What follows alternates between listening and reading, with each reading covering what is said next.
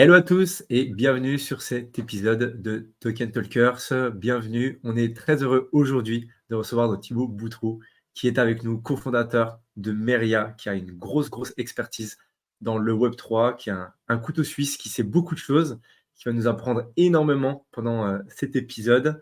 Et pas grand-chose à dire à part très content d'être avec toi. Thibaut, comment ça va? Bah écoute, ça va nickel. Merci beaucoup pour l'invitation. Merci pour la belle présentation. Couteau suisse, j'aime bien le nom. C'est vrai que tous ceux qui sont dans l'industrie depuis un moment, ils ont cette casquette un peu couteau suisse parce que bah forcément on est parti de pas grand chose et on a dû s'adapter. Donc j'aime bien le mot couteau suisse, c'est assez adapté. Ouais. Ouais, on est d'accord. Je pense que de par tout ce qui a été fait et la façon dont, ouais, comme tu dis, comme ça fait déjà des années et des années et des années, tu as dû voir plein de belles choses, plein de choses aussi un peu plus complexes, Ouais. mais trop cool, trop bien. Euh, Est-ce que du coup, on peut commencer un peu à parler un petit peu de voilà, ton parcours, un petit peu comment est-ce que tu es arrivé? Parce que Meria aujourd'hui, bah, c'est une boîte qui est incroyable. Je sais que vous faites du super job pour l'écosystème. Et si on peut revenir un petit peu bah, sur ton parcours et comment est-ce qu'aujourd'hui tu en es arrivé à être à construire cette boîte qui marche et qui est top. Ouais, bah écoute, moi je découvre cette industrie en 2015 de très loin. Alors j'étais d'abord dans le côté plus côté tech. J'avais découvert l'univers des startups et de la tech de manière générale pendant mes études et donc j'avais rejoint un incubateur de startups côté vraiment incubation. Donc je suivais des porteurs de projets. Donc ça c'était à Metz et on a suivi un premier projet blockchain donc en 2015, un projet qui s'appelait Tresorio. Ça m'a mis un premier pied à l'étrier, mais n'étant pas tech et ce projet ayant des sous-jacents tech assez poussés au départ, j'avoue que j'ai pas trop saisi et j'ai pas été plus loin, mais en tout cas, ça m'a donné une base de compréhension du sujet et un an après, un peu moins, j'ai rencontré Owen qui venait régulièrement à l'incubateur parce que son frère était incubé avec sa boîte Vivoca qui est spécialisée dans l'IA et la reconnaissance vocale qui était dans cet incubateur donc que je côtoyais au quotidien. Et donc, Owen vient régulièrement. On est de la même génération, on se rend compte, ça fit assez naturellement. Lui avait déjà mis un vrai pied dans les cryptos et il en parlait déjà avec beaucoup d'énergie. Et donc, bah forcément, je m'y mets un petit peu plus, je m'y intéresse un peu plus à ses côtés. Et puis, à un moment, lui, il formalise cette idée qui est à la base Just Mining. Donc, nous, on le suit côté incubation au départ. Et au moment où il dit, bon, bah, là, je vais start, il me dit, tu veux venir avec moi? Et en fait, je dis, bon, bah, vas-y, go, je viens avec toi. Et en fait, c'est comme ça que ça se passe. Et donc, on démarre l'aventure. Le projet commence à se matérialiser fin 2016 et la boîte se crée officiellement mi-2017, en gros. Donc mi-2017, on part et puis il y a un espèce d'alignement des planètes qui fait que quelques mois après nos débuts, en fait, tu as le premier bull run médiatique qui fait qu'on est assez vite mis à la fois sous pression, à la fois sous les projecteurs. On a plein de choses qui s'accélèrent très vite, ce qui à la fois renforce nos convictions, ce qui aurait pu nous griller aussi les ailes, mais ça s'est plutôt bien passé. Ouais. Ouais, Ouais. ouais, j'imagine, hein. J'imagine, ça a été, ouais, ça a été, comme tu dis, une accélération par rapport à tout ce qui s'est passé au niveau ouais, bull run, etc. Là, on est en train de re-rentrer, en tout cas, on a l'impression, dans un nouveau bull run. Et c'est souvent bah, dans ces moments-là où tous les gens qui ont construit des choses pendant des années un peu dans l'ombre ou quand personne ne voulait entendre parler de cet écosystème, que là, ça pop up. Ouais, c'est ça. Bah, alors aujourd'hui, on les formalise beaucoup plus et il y a beaucoup plus de narratives autour de ces cycles. À l'époque, pour le coup, 2017, c'est le premier, moi je l'appelle le bull run médiatique parce que c'est vraiment le premier bull run qui a mis Bitcoin et les cryptos sous les projecteurs où on a commencé à le voir dans les médias, en tout cas dans les médias mainstream. Dans les précédents, il y avait pas ça. On a vraiment passé un seuil critique en termes de mass market en 2017 et donc il y a vraiment eu un changement d'échelle à ce moment-là. Mais du coup, quand tu rentrais dans ce cycle-là, c'est vrai que tu avais très peu de track record et de recul sur comment il fallait gérer ces moments-là, en fait. Et d'ailleurs, pour l'histoire, nous, on a vu énormément d'acteurs se lancer dans cette temporalité entre mi-2017 et mi-2018. Et il y en a peu qui sont encore là aujourd'hui, tu vois. Et c'est pour ça que on a des liens hyper privilégiés avec ceux qui sont encore là aujourd'hui, des boîtes qui sont aujourd'hui des grosses boîtes où nous, on a des liens hyper forts et hyper privilégiés parce que bah, on les a connus quand ils étaient tout petits, tu vois. Et l'écosystème du coup est très très soudé par rapport à ça parce que on a vu beaucoup d'opportunistes arriver, on en a vu beaucoup mourir, mais c'est aussi ça qui te dit ça peut aller très vite, mais il faut être aussi hyper prudent parce que tu sais que ce que le marché il peut te donner, si tu le gères mal, il peut très très vite te le reprendre. Et ça, c'est une des choses les plus complexes à gérer dans cette industrie parce que bah malheureusement, ceux qui arrivent là, et c'est un biais qui est difficile à gérer, hein, parce que tu as l'impression, surtout pour des entrepreneurs qui viennent souvent du monde traditionnel, qui ont galéré toute leur vie en fait à lever des fonds, à trouver un marché, etc. Quand ils arrivent, s'ils arrivent au bon momentum dans la crypto, tout peut se faire en très très peu de temps. Mais du coup, ils ont l'impression que en fait tout ce qui touche devient de l'or et que ça va durer éternellement, alors que non. Et si t'es pas bien conseillé, si tu n'arrives pas à mettre les bonnes réserves comme il faut, bah, très très vite la tendance elle peut s'inverser et c'est là où tu vois la différence entre bah, ceux qui sont opportunistes, ceux qui sont vraiment là pour durer. C'est un mélange aussi qui est important. On dit qu'on a besoin des deux parce que les phases de bear market permettent aussi d'assainir entre guillemets le marché. Mais c'est vrai que c'est complexe à gérer et on voit aussi des projets des fois qui malheureusement sont très bons mais n'arrivent pas à percer parce que bah, ils arrivent malheureusement au mauvais moment, quoi. Ouais, ouais, ouais, c'est vraiment ça. Comme tu dis, c'est vraiment une recette dont personne n'a le secret, où une bonne idée, un bon marché, un bon timing, ok, ça match. Et en bull run, voilà, ça peut faire des étincelles. On l'a vu avec les NFT, hein, les derniers bull run, où voilà, il y a des gars qui sont arrivés purement opportunistes, qui ont fait des projets, qui ont sold out en quelques minutes. C'était de la folie. Et derrière, tu avais des gens qui sont arrivés un peu plus tard, qui avaient des projets où fondamentalement un peu plus solides, un peu plus bâtis et vraiment long-termistes, qui au final ont eu beaucoup de mal à aller au bout de leur idée parce que voilà, le timing n'était pas optimal. Donc ouais, moi Ouais, je crois fondamentalement à ça. ouais, bah, Et puis comme pour tu dis, toi, Thibaut, vas-y, je t'en prie. vas-y. Ah ok, je disais, et pour toi, Thibaut, c'est quoi qui fait la différence entre un bon et un mauvais projet, ou plutôt un projet qui tombe pas au bon moment? Est-ce qu'il y a le timing, mais est-ce qu'il y aurait peut-être aussi quelque chose d'autre qui pourrait faire la différence entre un projet qui fonctionne et qui explose, comme celui de Meria, et un projet qui a un peu plus de mal à se lancer? Il y a la partie du réseau qui est super important, il y a la partie des connaissances, il y a la partie du timing, comme tu l'as dit. Est-ce qu'il y a d'autres choses pour toi qui fait la différence entre les Ah, deux projets? pour moi, c'est le point le plus important reste, et ça c'est vrai dans la crypto et c'est vrai dans toutes les autres industries de la tech, ça reste les bonhommes entre guillemets que t'as derrière. Parce que tu peux donner un super projet à un entrepreneur moyen ou un entrepreneur qui est pas bon, il arrivera pas forcément à en faire un cheval de course. Par contre, tu peux donner un truc un peu bancal ou juste une idée à un mec brillant et il sera capable de le transformer en quelque chose de pérenne.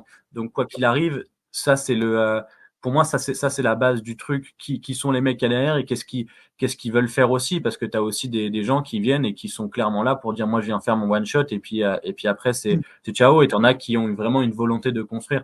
Donc ça c'est vraiment la base du truc. Et après si tu as un mec qui est un peu malin, bah il va avoir cette capacité à bien saisir les cycles, à bien mesurer sa temporalité marché. Alors, ça ne veut pas dire que ça marche à tous les coups, hein, parce que tu as certaines variables que tu peux pas maîtriser, hein. Celui qui se lance et juste après, il y a UST ou il y a ce FTX qui tombe ou quoi, bah, ça, c'est des choses que malheureusement, tu peux pas forcément maîtriser et qui peut compliquer le lancement. Mais à ce moment-là, la personne, elle sera capable de rebondir. Mais un hyper bon exemple de ça, par exemple, c'est Sorare, tu vois. Sorare, Nicolas Julia, à la base, n'est pas un mec de l'écosystème crypto. C'est pas un mec qui a forcément une appétence crypto qui est hyper développée, tu vois. Tu le vois pas forcément s'exprimer beaucoup sur crypto Twitter. Tu vois pas forcément beaucoup aux events crypto.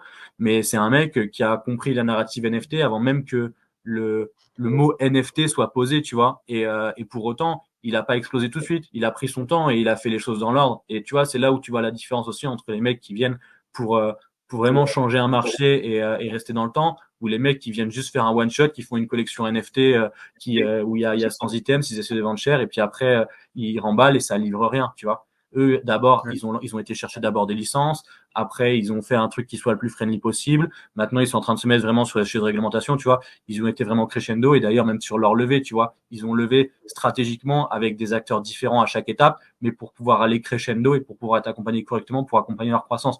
Donc, tu vois, ça, c'est un bon exemple de bien saisir le marché et essayer de rester un petit peu indépendant des cycles aussi. Parce que la réalité, c'est que les cycles, plus tu vas durer dans le temps et plus ton objectif en tant qu'entrepreneur, c'est de d'être de moins en moins dépendant de ces cycles-là, même si naturellement, les cycles ont toujours une importance colossale sur ton activité parce que quand tu es en bull market, bah, tout ce que tu fais, c'est comme si tu étais sous stéroïdes et c'est accéléré x 10. Et quand tu es en bear market, c'est plus compliqué. Mais tu peux pas dire à tes salariés, bah, ah là, on est en bull, je vais pouvoir vous payer 3 fois plus. Mais par contre, les 2 années d'après, on est en bear, donc là, je vous paye 2 fois moins. Tu vois, ça existe pas. Donc, il faut que tu arrives à maintenir en fait un certain équilibre et c'est surtout ça qui est dur à trouver.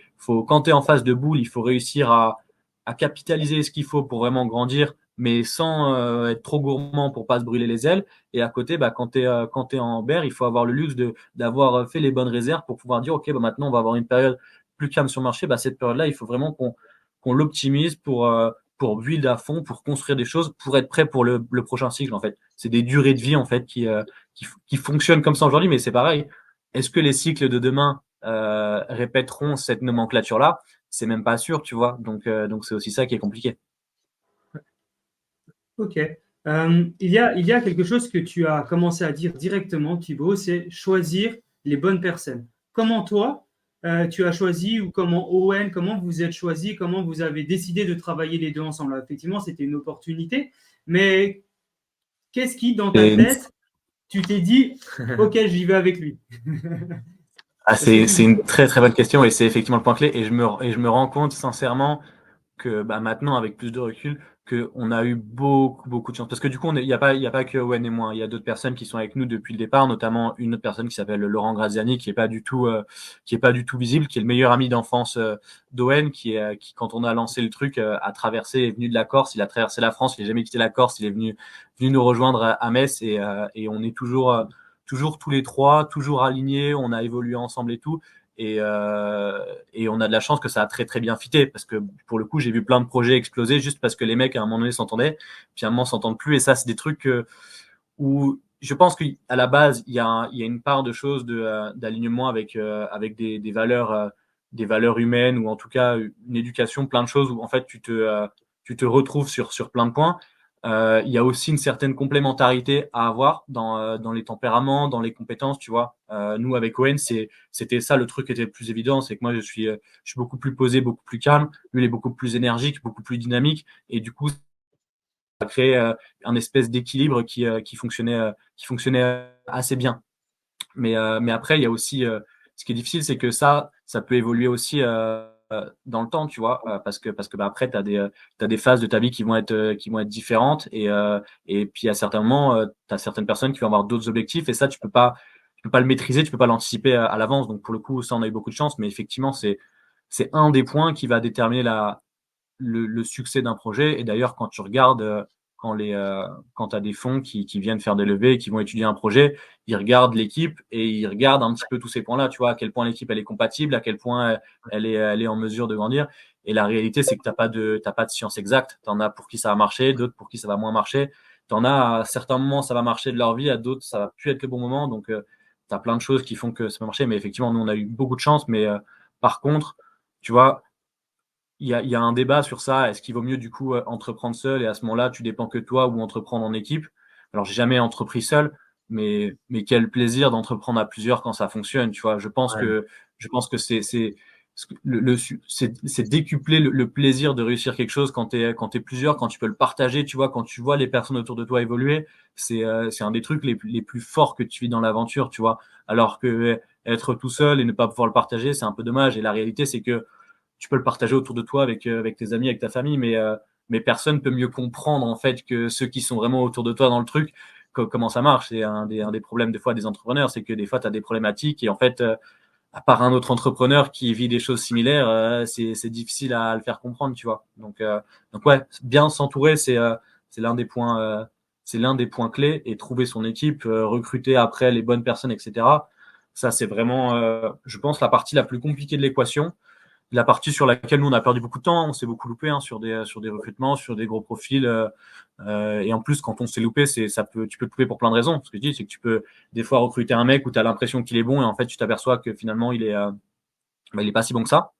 Tu peux recruter un mec où tu as l'impression qu'il est bon et en fait il est bon, mais il est pas bon au moment où toi tu es là, tu vois. Genre toi aujourd'hui tu es trop petit, lui il serait bon pour l'étape d'après, mais pour l'étape où t'en es toi, bah il est juste pas adapté en fait, parce que tu te rends compte qu'il y a des gens qui sont bien calibrés pour des grosses boîtes, des gens qui sont bien calibrés pour des petites boîtes, et les transitions sont dures. Et d'ailleurs là nous tu vois on est à cette étape qui est très complexe où tu arrives autour de quasiment à 50 personnes, donc t'es plus une petite boîte, t'es plus une petite start-up, mais t'es pas non plus une grosse boîte. Et en fait, le passage de l'un à l'autre est très, très, très compliqué. Et en discutant avec ceux qui ont passé ces étapes-là, tu vois, des boîtes comme Chili's, comme Ledger, etc., qui ont passé ces étapes-là, la transition, elle est hyper, hyper, hyper complexe, quoi, parce que bah, malheureusement, tu perds des gens qui étaient là au début, qui étaient là au début parce que ça leur plaisait, l'aventure, le truc d'être, on n'est pas beaucoup, donc tu es une Ouais. petite famille, tu vois, donc tu peux parler à tout le monde. Et puis bah, malheureusement, quand tu grandis, bah,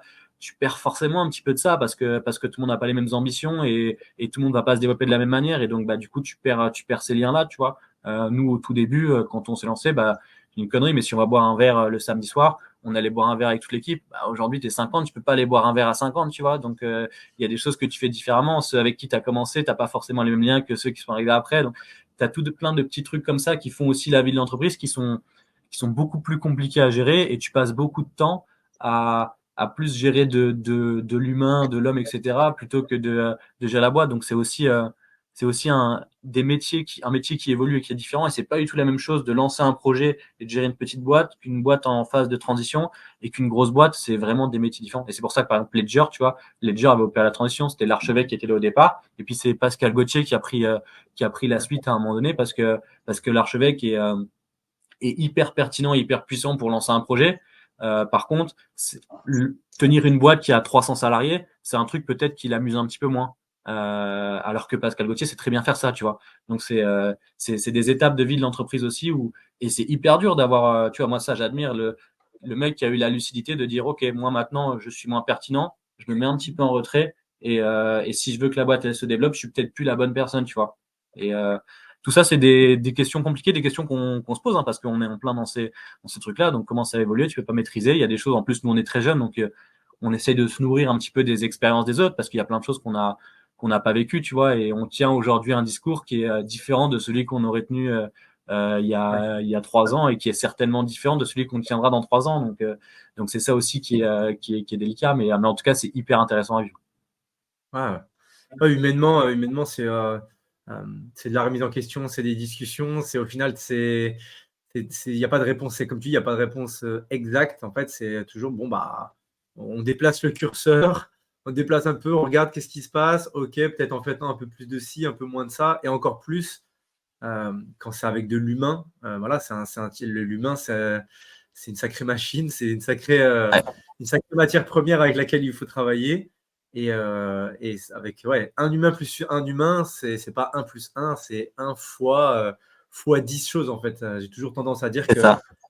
quand tu rajoutes une personne, ça multiplie l'équation, entre guillemets, c'est pas Et c'est pour ça que, pour revenir au point d'avant, c'est hyper important de bien s'entourer, parce que il faut que tu arrives à avoir autour de toi les gens avec qui tu peux vraiment communiquer, tu peux vraiment avancer, tu vois. Si tu as quelqu'un à côté de toi et que quand il y a quelque chose qui va pas, tu peux pas lui dire, ou c'est compliqué de lui dire, bon, ça va être très très compliqué d'avancer. Et inversement, si toi tu fais une connerie, si l'autre personne elle ose pas venir te le dire, c'est aussi très compliqué, tu vois. Et nous, c'est un truc qu'on a réussi à créer, à garder, c'est que entre Laurent, Owen et moi, il y a zéro ego, il n'y a pas de filtre. C'est-à-dire que si à un moment donné, il y en a un, il fait un truc, on n'est pas d'accord, on peut se le poser très facilement. Et on sait que s'il y en a un, il vient nous faire une réflexion, c'est pas pour nous rabaisser ou c'est pas pour quoi que ce soit. S'il nous le dit, c'est parce que il y a vraiment un point. Et à ce moment-là, bah, on peut discuter de manière constructive. Et puis, bah, après, on est suffisamment intelligent pour dire, OK, bah, si factuellement il me dit que ça, OK, peut-être qu'il a raison, tu vois. Et il faut être capable de s'entourer avec des gens avec qui tu peux avoir ce débat-là, parce que sinon, c'est très compliqué d'avancer, hein. Et au jour d'aujourd'hui, vous êtes les trois avec le même nombre de parts. Il n'y a pas quelqu'un qui a plus que l'autre, si Non, je peux me permettre. Owen est majoritaire parce que le projet naît de lui, et c'est lui qui est à l'origine. Et nous, on est un peu des pièces rapportées, quoi. Donc, on est à la fondation avec lui, mais le projet, c'est lui qui le construit et qui le structure à la base, quand même. Mais malgré tout, vous arrivez à communiquer. C'est ça qui est Ah, fort. bien sûr, ouais. Ouais, Je puis il voulais n'y a pas des de, fois, le fait il y qu'il a y pas de ait un qui est là-dessus. plus que l'autre, il peut vouloir dire, bon, moi je suis majoritaire, j'explique, c'est comme ça que ça se passe, et pas autrement. Et là, tu dis tout le contraire. Non, non, nous, on est toujours sans cesse en train de parler, communiquer et apprendre ensemble. Félicitations. Non, toujours. Mais de toute façon, un des ennemis de l'entrepreneur sur ça ou des équipes, c'est l'ego, hein. Mais c'est très compliqué de réussir à pas avoir d'ego avec quelqu'un. Et quand tu arrives à avoir ça, c'est royal. Même s'il en faut toujours de temps en temps, parce qu'il faut être capable aussi de s'affirmer, être capable de dire, mais il faut être capable de le mettre de côté quand il faut, tu vois. Et c'est très, très compliqué. Et c'est aussi ça que tu vois, nous, tu vois, quand on rencontre aujourd'hui des fois des gens qui ont des projets ou des trucs, et ça, c'est un point hyper important où on a encore eu l'exemple récemment avec un mec où il vient, il veut faire un truc et tout, ok, il te pose des questions, donc, et toi, tu le challenges, tu lui poses des questions, alors des trucs qui sont parfois plus ou moins agréables à entendre, et tu vois en fait le rapport que la personne est là, où t'en as, ils vont se braquer et ils vont dire, ouais, tu veux, je me descends pas, puis t'en as, ils vont dire, ok, ils vont prendre en note tout, et puis ils reviennent de moi après et dire, bah regarde, j'ai fait ça, j'ai essayé d'appliquer ça, et puis tu vois, ok, bah écoute, putain, le mec, il a tout repris, il a mis et tout, ok, bah écoute, lui, tu sais qu'il va avancer parce que lui, il va se nourrir des autres, il va prendre. Si tu lui fais des remontées, il va pas se dire, il fait ça pour me faire chier, il va prendre, il va dire, ok, bon, ça veut pas dire que tout est à prendre ou quoi, hein. Des fois, il faut peser le pour et le contre, et puis voilà, mais en tout cas, il faut être capable de se nourrir de ce que te disent les autres et mettre parfois son ego de côté. C'est quelque chose qui est pas facile à faire, mais qui est ultra important dans la réussite d'un entrepreneur. Ouais, je pense que l'ego, c'est un fuel dans lequel, ben oui, tu peux prendre beaucoup d'énergie et beaucoup de puissance pour te dire, ok, non, oui, ça, enfin, je vais avancer, je vais faire un truc différent, je vais mettre du jus dans un projet, etc. Et c'est ça aussi qui permet, je pense, aux entrepreneurs de quand même avoir cette volonté, justement, bah, de sortir d'un cadre qui est normal et puis, entre guillemets, et d'aller faire quelque chose de différent. Bon, en tout cas, c'est super intéressant tout ça, Thibaut, vraiment. Il y a beaucoup, beaucoup de choses à faire. Et moi, je me pose une question. Donc, juste avant, tu parlais qu'il y avait une cinquantaine de personnes maintenant chez Meria, donc Just Mining maintenant devenu Meria. Euh, Quelle est l'évolution de la société? Donc, vous avez commencé directement, vous étiez que tous les trois, puis après, vous avez recruté au fur et à mesure. Et est-ce qu'il y a eu des changements au niveau, voilà, quand vous êtes passé de Just Mining à Meria? Est-ce que vous avez changé de bureau? Comment s'est passée toute cette partie-là? Ouais, il y a plusieurs étapes de vie dans l'existence de Just Mining puis de Meria. Donc on a commencé effectivement à trois, plus quelques personnes autour de nous qui nous filaient des coups de main, notamment le frère d'Owen et ses associés qui nous ont donné un gros coup de main sur la partie tech et deux, trois personnes qui nous accompagnaient un petit peu autour. On a recruté assez rapidement. On a un mec qui est aujourd'hui encore avec nous, qui est le mec qui est à l'origine de tout le site et de la plupart de nos solutions, qui s'appelle Thomas Lemaire, qui est un tech qui est avec nous, qui nous a rejoint très très peu de temps après le début de l'aventure. Et puis après, on a grandi progressivement. On n'a pas eu de phase où on a recruté 30 personnes d'un coup. Ça a vraiment été crescendo par rapport aux besoins. L'idée de départ, parce que le métier a beaucoup évolué aussi. Au départ, on a vraiment un métier qui était très focalisé sur le mining avec la mission de rendre le minage de crypto-monnaies accessible à tous. Donc l'idée, c'était vraiment de prendre ce qu'on appelle les machines de minage, donc à l'époque, soit des ASIC, soit des mineurs GPU, et de simplifier toute la confection et de livrer en fait chez les particuliers une machine plug and play qui puisse brancher à Internet et au courant, appuyer sur un bouton et ça part et il mine, il reçoit directement ses cryptos et il peut les convertir en euros. Ça, c'était vraiment l'idée de départ. Alors aujourd'hui, il y a plein de tutos qui permettent de monter sa propre machine, même si c'est pas évident. Globalement, celui qui cherche un petit peu, il arrivera à le faire. À l'époque, vraiment, 2017, fallait quand même être capable de se débrouiller pour monter sa propre bécane. Donc, c'était vraiment ça l'idée, c'était de démocratiser un petit peu ça. Métier qui a évolué pour plein de raisons. Parce que en parallèle, on a continué à évoluer, à creuser, à découvrir l'écosystème et on a découvert qu'il n'existait pas une seule méthode pour sécuriser une blockchain, mais qu'il existait plusieurs. Il y a plusieurs mécanismes on appelle ça des mécanismes de consensus, dont les deux grandes familles sont Proof of Work, Proof of Stake. Donc, il y a plusieurs manières de faire ce processus de validation des transactions. On a commencé à étudier le Proof of Stake avec ce qu'on appelle les masternodes à l'époque, ce qu'on appelle aujourd'hui plus communément le stacking. On a commencé à monter en volume sur les deux services. Et à un moment donné, en fait, il a eu le sujet de dire, si on veut passer à échelle, le Proof of Stake et le Proof of Work, c'est deux métiers qui impliquent des ressources différentes, qui impliquent des compétences différentes, qui sont vraiment deux métiers qui sont pas les mêmes. Et donc, si tu veux aller à échelle, tu peux pas faire les deux en même temps. Donc, à un moment, il fallait faire un choix.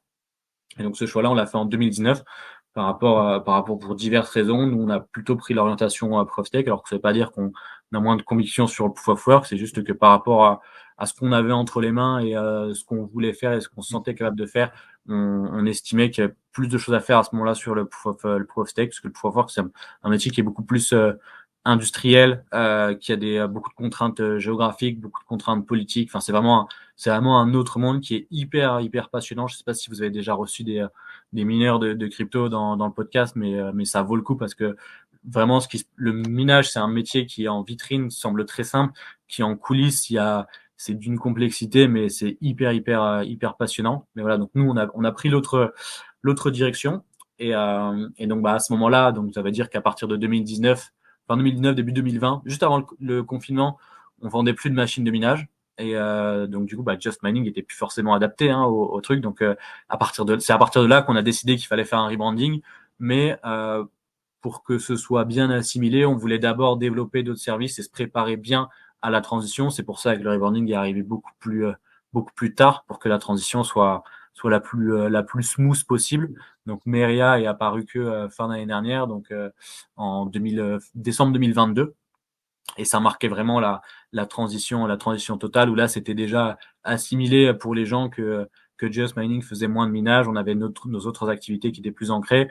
On avait une vocation aussi à toucher un petit peu plus la clientèle, on va dire, institutionnelle, B2B, etc. Donc, c'était aussi important d'avoir une image un peu plus lisse, tu vois. Meria, à la fois, ça peut vouloir dire plein de choses. À la fois, c'est très neutre, donc ça froisse personne.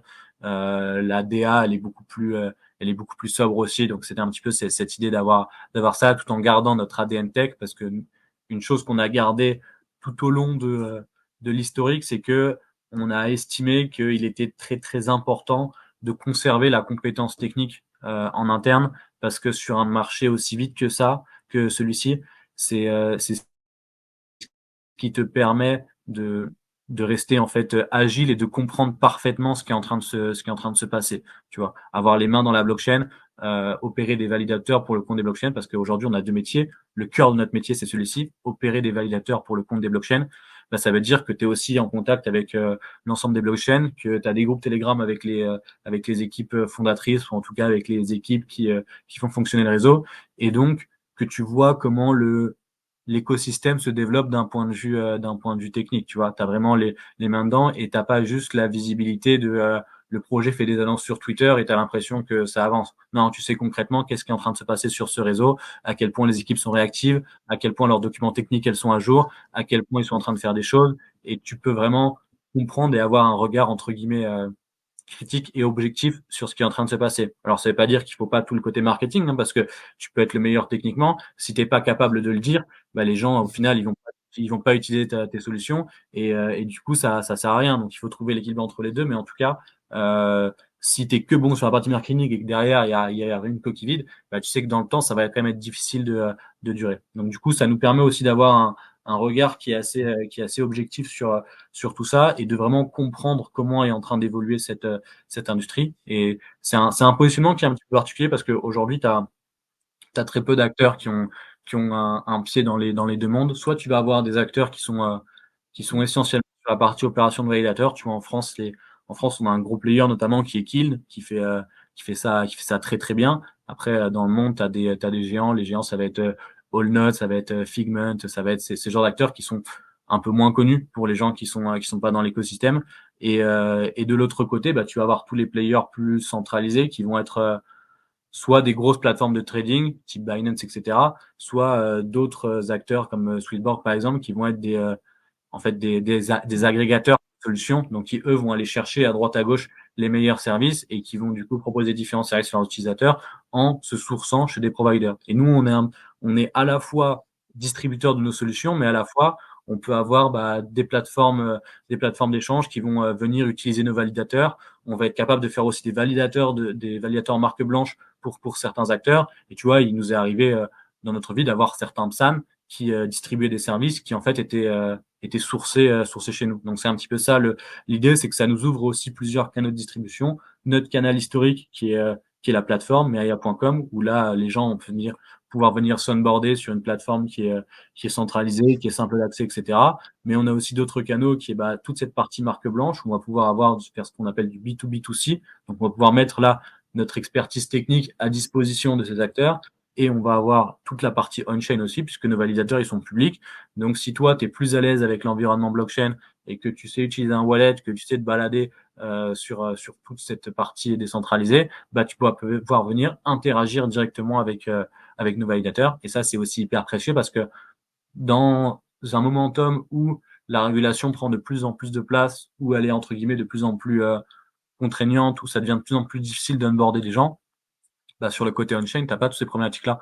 C'est-à-dire que moi, par exemple, sur Meria, aujourd'hui, si j'ai un client américain ou brésilien qui veut venir s'onboarder sur la plateforme, c'est très, très, très compliqué, voire impossible de l'onboarder sur Meria. Par contre, si la personne est capable de gérer un wallet et d'avoir son ledger et qu'elle veut interagir avec mes services de manière décentralisée, je peux tout à fait la laisser interagir avec mes validateurs. Donc, ça permet aussi la partie décentralisation d'avoir un espèce de parachute et un second souffle qui te permet de capter tout ce que tu peux pas capter à cause des contraintes réglementaires et d'avoir une portée internationale un petit peu plus large.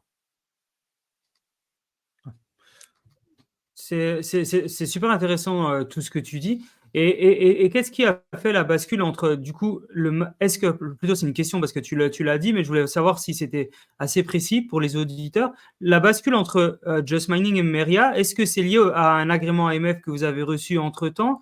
Est-ce que c'est lié au fait qu'effectivement, parce que pour être mineur, on n'a pas besoin d'agrément, sauf erreur. Par contre, pour faire ce que vous faites dépend. actuellement… Ça dépend ce que tu fais en fait. Aujourd'hui, tu dois disposer d'un. Alors, parce qu'il y a enregistrement et agrément. Aujourd'hui, on a un enregistrement. Les agréments, il n'y en a que un aujourd'hui. C'est Société Générale Forge qui l'a. Donc, nous, on tend vers l'agrément. Tu vois, on est en plein moment où on est en train de déposer le dossier là. Et après, l'étape d'après, c'est Mika qui est en gros assez proche de l'agrément et qui est une harmonisation au niveau de l'Union européenne.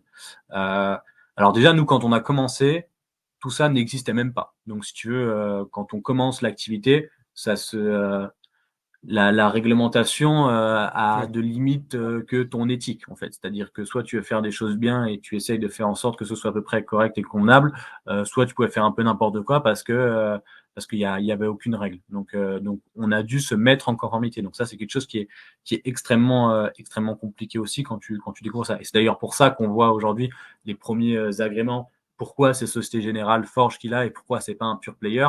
Parce que c'est des acteurs qui ont déjà une culture conformité qui est développée au paroxysme intérieur, parce que c'est des banques, parce qu'ils ont déjà toutes les ressources humaines, tous les outils, etc. Et donc, c'est, entre guillemets, beaucoup plus facile pour eux d'aller vers ces solutions-là. Et en plus, ils n'ont pas de produits. Enfin, ils n'ont pas de produits. Ils ont très peu de flux, en tout cas. Donc, c'est beaucoup plus facile de déposer un agrément ou un enregistrement quand tu pars de flux vierges. Contrairement à des pure players comme nous, comme l'ont été Coinhouse, comme le sont Binance, etc., où tu as déjà des flux passés. Donc, il faut que tu arrives déjà à clarifier tous tes flux passés. Donc, si tu as fait n'importe quoi dans le passé, c'est compliqué. Et en plus de ça, tu n'as pas forcément toute la culture conformité de ces grands groupes. Tu n'as pas forcément tous les outils. Donc, tu dois incrémenter des choses au fur et à mesure. C'est beaucoup de coûts, c'est beaucoup de ressources. Et donc, c'est pour ça que ça prend un petit peu plus de temps. Et c'est pour ça que d'ailleurs, on participe très activement à tous ces échanges-là parce que on essaye de faire comprendre aux régulateurs que oui, il faut tendre vers ça, mais attention parce que faut pas non plus brûler les étapes parce que si on veut mettre tout de suite tous les critères d'exigence maximum, vous allez perdre tout le monde et au final, il y aura plus d'innovation. Et on va se retrouver dans quel scénario? On va se retrouver dans le scénario où ça va pas tuer l'écosystème, ça va tuer l'écosystème localement, il va se développer ailleurs. Du coup, les investisseurs, ils vont devoir investir ailleurs. Et puis, on va se retrouver avec des gens qui investissent sur des plateformes comme FTX qui sont régulées, mais aux Bahamas, donc avec des règles du jeu qui sont différentes. Et puis, la suite, on la connaît. Donc, c'est tout cet enjeu-là qu'on essaie de défendre, de dire attention, parce qu'à être trop strict, vous allez juste nous pénaliser, nous, et vous allez permettre aux autres qui font ça moins bien de se développer. Vous allez forcer les gens à aller ailleurs. Et là où vous mettez des vétos en mode protection dans les investisseurs, au contraire, vous pouvez les mettre en danger. Mais à côté de ça, naturellement, il faut mettre des règles parce que même j'ai déjà vu certains acteurs français faire des choses qui sont vraiment dangereuses pour leurs clients. Donc, il faut quand même mettre un cadre, tu vois. Donc, c'est un équilibre qui est compliqué, mais en tout cas, ça va tendre vers ça. Et donc, je sais plus, c'était quoi ta question initiale? C'était oui, est-ce Le que basculement entre le mining et de Just Mining et Meria, est-ce que c'est dû à un ouais. agrément qui t'a permis de faire plus de choses et ça t'a facilité la bascule? Ou c'était dans tous les cas, l'objectif était d'avoir l'agrément et dans tous les cas de basculer? Dans tous les cas, en fait, quand ces règles-là ont été posées, en fait, l'enregistrement, il te dit à partir du moment où tu délivres tel ou tel service, tu dois être enregistré. C'est pas toi qui choisis, c'est si tu délivres ça, ça, ça ou ça, tu dois être. Donc, dans les critères il y a est-ce que tu fais de la conservation pour le compte de tiers? Donc, est-ce que tu détiens des crypto-monnaies pour le compte de quelqu'un d'autre? Il y a est-ce que tu permets de faire des échanges euro-crypto, donc fiat contre crypto? Est-ce que tu permets de faire des échanges crypto-crypto? Et est-ce que tu fais du conseil sur la crypto? Ça, c'était optionnel. Et il y en a un quatrième qui est je crois que si tu opères une plateforme en gros, une plateforme de trading avec des ordres, etc. Donc, celui-ci, nous, on l'a pas parce que ça nous concerne pas. Mais du coup, nous, on répondait à 3 cases puisque nous, à la fois, on conservait des cryptos pour le compte de tiers. À la fois, on permettait à des gens de rentrer en euros et d'acheter des cryptos et à la fois de faire la sortie. Et en même temps, on permettait aussi de faire des échanges internes. Donc, à partir de là, quoi qu'il arrive, on était obligé de devoir se mettre en conformité et de tendre vers ces agréments. Donc, c'était même pas une question de transition ou quoi, et c'est même pas une question de est-ce que tu es une plateforme, est-ce que tu es un mineur ou quoi. C'est à partir du moment où tu réponds à l'un de ces critères-là, tu dois te mettre en conformité en conséquence. Donc, pour le coup, si on était resté juste à faire un service de minage, mais qu'on proposait une plateforme qui fait que les récompenses, elles étaient créditées sur un compte et que ce compte-là, c'est nous qui gérons les fonds et que c'était pas directement sur une clé du client, à ce moment-là, on aurait quand même dû se mettre en conformité. Donc, c'était pas forcément lié. C'est juste que nous, on avait nos services, on savait dans quelle direction on voulait aller par rapport à nos services et cette direction impliquait de passer par la case mise en conformité. Donc, finalement, c'est plutôt comme ça que ça s'est inscrit dans la roadmap. Et le rebranding, du coup, était déjà pensé en amont. Enfin, il était pas posé, on savait pas que ça serait Meria, etc. Mais on savait déjà, avant de passer en conformité, qu'à un moment donné, Just Mining ne serait plus Just Mining et allait évoluer vers une autre appellation, puisque le nom de Just Mining ne correspondait plus réellement à l'activité qu'on était en train d'opérer. Donc c'était plus dans ce cadre-là que ça se faisait. Yes. Et du coup, justement, pour rebondir un petit peu sur ça, sur les activités aujourd'hui, si tu devais définir les activités que vous proposez au sein de Meria, que ce soit pour du B2B, que ce soit pour du B2C, etc., quelles sont un peu les solutions pour peut-être les auditeurs qui découvrent Meria? Du coup, pour reprendre, nous, on a deux métiers. On a un premier métier qui est un métier technique, qui est opérer des validateurs pour le compte des blockchains. Donc ça, c'est le cœur de notre métier.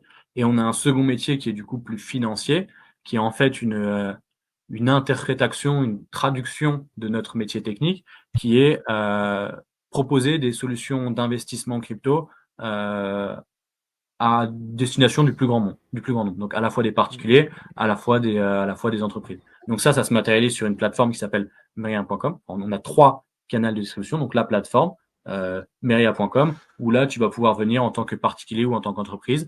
Tu vas pouvoir créer un compte très facilement. Tu vas avoir une interface ultra simplifiée, comme si tu étais sur une néobanque, et tu vas pouvoir investir dans les cryptos de manière assez simple. Tu vas avoir une diversité de services. C'est aussi l'avantage des cryptos aujourd'hui, c'est que si tu veux aller prendre beaucoup de risques, tu as des solutions d'investissement qui répondent à ça. Si tu veux y aller plus pour une exposition entre guillemets gentille, alors pas bon père de famille, parce que quoi qu'il arrive, quand tu restes dans la crypto, tu es sur des actifs risqués, mais en tout cas, si tu veux aller juste sur une diversification de ton patrimoine, tu vas aussi avoir des solutions qui répondent à ça. Donc On a une diversité de services sur la plateforme, soit juste de l'achat spot, soit des produits à rendement, soit du stacking, soit du lending dans la DeFi. On a aussi des mandats de gestion, tu vois, pour des gens qui ont des patrimoines un petit peu plus conséquents et qui veulent pas du tout gérer le portefeuille. Bah là, du coup, on va pouvoir on a des gestionnaires en interne qui vont gérer l'intégralité du portefeuille. Donc ça, c'est vraiment tout ce qui va se placer sur la partie plateforme. On a un autre métier qui est plus un métier intermédiaire où là, on va distribuer nos solutions à travers soit des conseillers en gestion de patrimoine, des family office, etc. Donc, des gens qui vont conseiller des clients qui ont à un moment donné des problématiques de diversification de patrimoine et qui veulent s'orienter vers la crypto, mais qui savent pas forcément comment faire. Donc, eux vont derrière avoir recours à des PSAN comme nous pour pouvoir exposer leurs clients à de la crypto. On a, par exemple, tout ce qui va être aussi des néobanques ou des fintech qui ont un catalogue produit qui va être assez diversifié et qui veulent à un moment donné mettre de la crypto, mais ils veulent pas aller s'embêter, aller chercher tous les agréments parce que finalement, s'ils doivent aller chercher des agréments ou des enregistrements pour tous les services qu'ils veulent délivrer, bah, c'est pas viable. Donc à ce moment-là, ils vont avoir des providers ou des partenaires. Et nous, aujourd'hui, on a le tissu technique et réglementaire qui leur permet en fait de brancher les tuyaux chez eux et de leur permettre de distribuer des cryptos. Donc c'est aussi une des raisons pour lesquelles, tu vois, on a gardé l'expertise technique parce qu'on savait que, bah, du coup, en gardant l'expertise technique, on pouvait faire ça. Si on était juste un agrégateur, on pouvait pas distribuer de manière indirecte comme ça. Et puis, on a toute la partie on-chain où tous nos services, on les propose aussi de manière décentralisée. Et d'ailleurs, on a des choses qui vont sortir là cette année, normalement, fin Q1, début Q2, sur la partie on-chain où on a vraiment volonté de développer encore un petit peu plus cette partie-là. Parce qu'aujourd'hui, si tu veux, en termes de répartition de l'activité, pour que tu aies un ordre d'idée, on a autant de fonds de manière centralisée que de manière décentralisée, tu vois. Donc les gens le soupçonnent pas, mais on a quand même une grosse activité on-chain.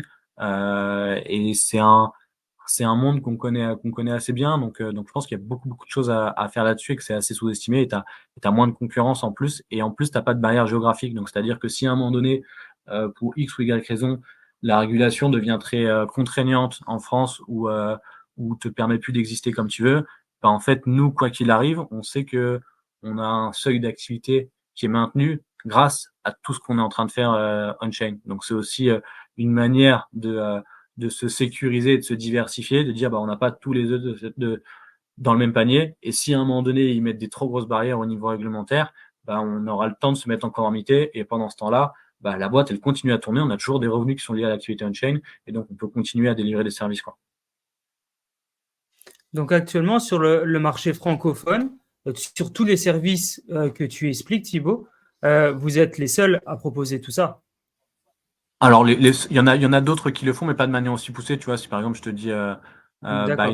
Binance opère quelques validateurs sur certaines blockchains, mais c'est pas leur cœur de métier d'opérer des validateurs. Donc, Oui. ils en Et opèrent Binance, ils quelques-uns, sont mais pas c'est pas. français, donc on va pas les mettre en avant. Oui, oui, non, sinon après sur les autres français, alors tu as d'autres acteurs français qui opèrent des validateurs, mais qui n'ont pas vocation à être régulés. Tu vois, on parlait de Kiln tout à l'heure. Bah, Kiln, par exemple, eux, leur cœur de métier, c'est d'opérer des validateurs. Ils sont d'ailleurs très très gros sur beaucoup de réseaux, notamment sur Ether, où c'est un des plus gros opérateurs de nœuds Ether. Bah, mais eux ont pas vocation à se mettre en conformité, tu vois. Eux, ils font que de la partie. En fait, c'est un provider d'infrastructure, si tu veux. C'est un acteur technique qui met à disposition un service technique pour que tu puisses opérer tes nœuds. Et après, derrière, ils n'ont pas d'interaction financière directe avec toi. Ouais, c'est super intéressant.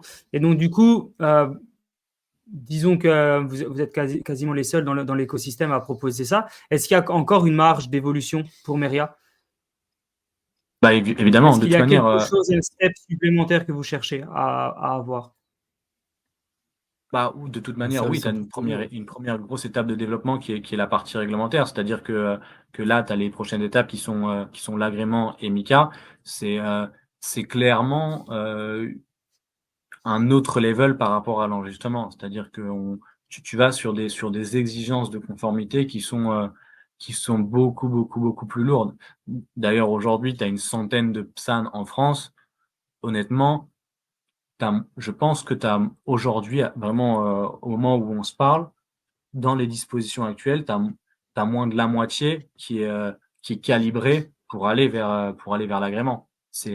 c'est extrêmement compliqué. Et au-delà d'extrêmement compliqué, c'est beaucoup de ressources. C'est-à-dire que si tu es pas capable d'aligner plusieurs centaines de milliers d'euros par an en termes de mise en conformité, c'est-à-dire le coût des outils pour répondre aux exigences, le coût des ressources humaines qu'il te faut pour pouvoir faire ça, les coûts juridiques, etc., bah, il faut déjà être capable de faire du chiffre d'affaires pour financer tout ça, tu vois. Alors, tu peux faire une levée de fonds qui te permet de financer une partie, mais après, derrière, à un moment, tu vas te retrouver sur une problématique parce que c'est pas des coûts qui sont one shot, c'est des coûts qui sont récurrents dans le temps.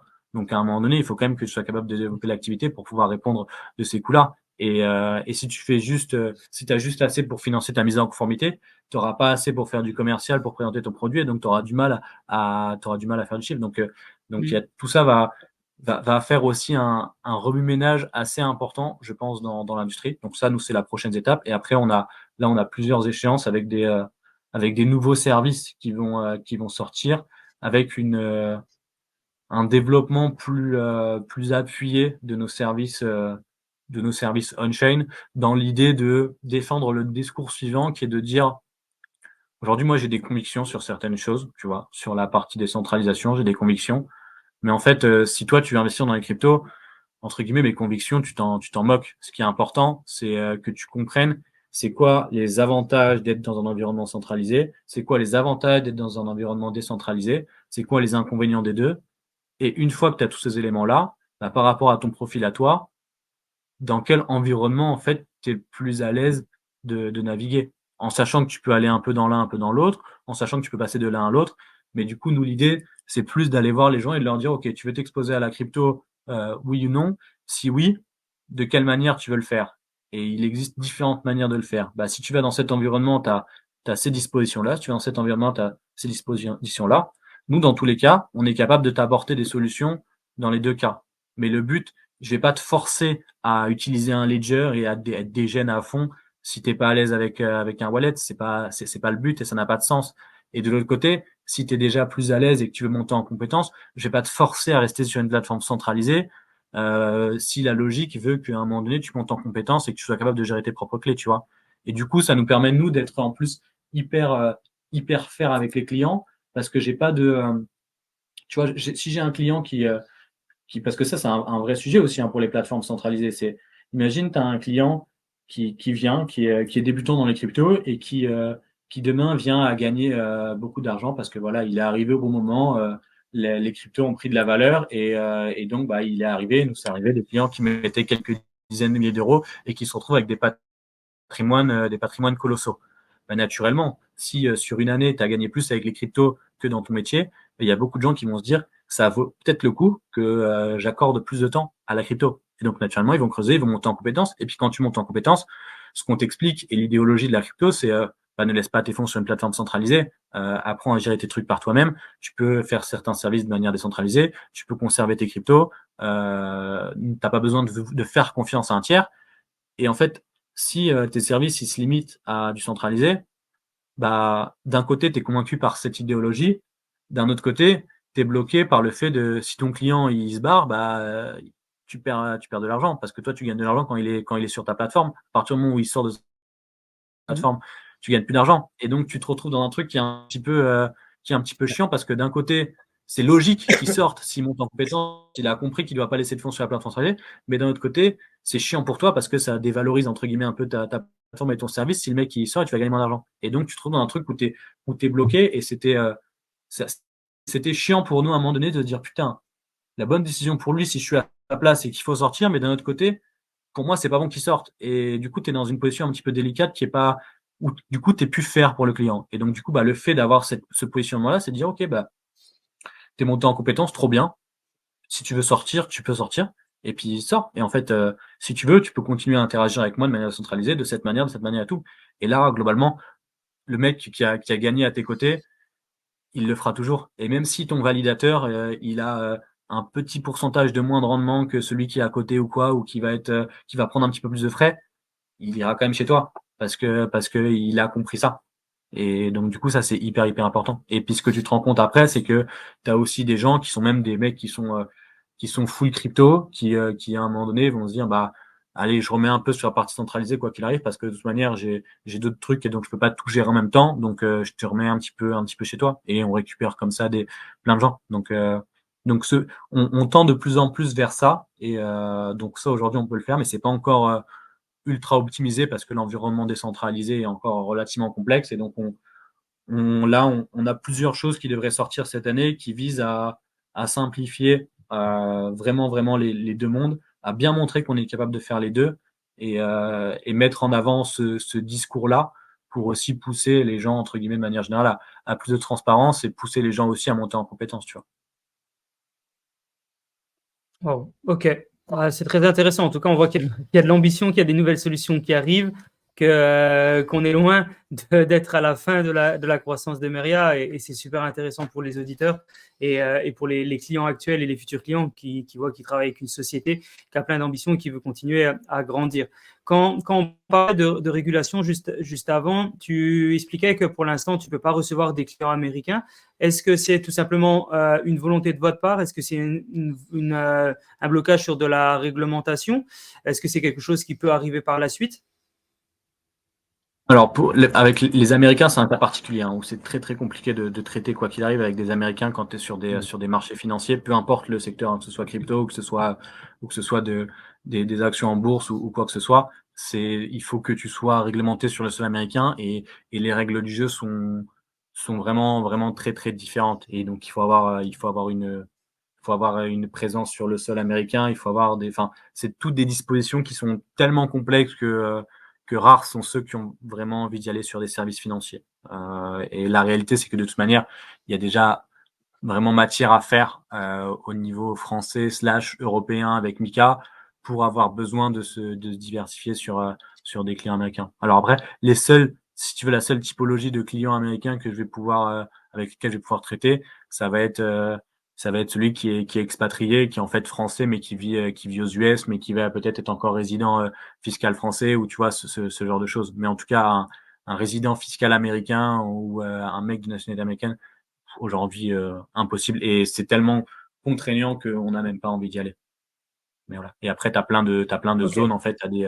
T'as des listes, ce qu'on appelle le GAFI, qui pose des listes noires, des listes grises, etc. Donc avec des pays avec lesquels tu as le droit d'entrer en relation ou pas.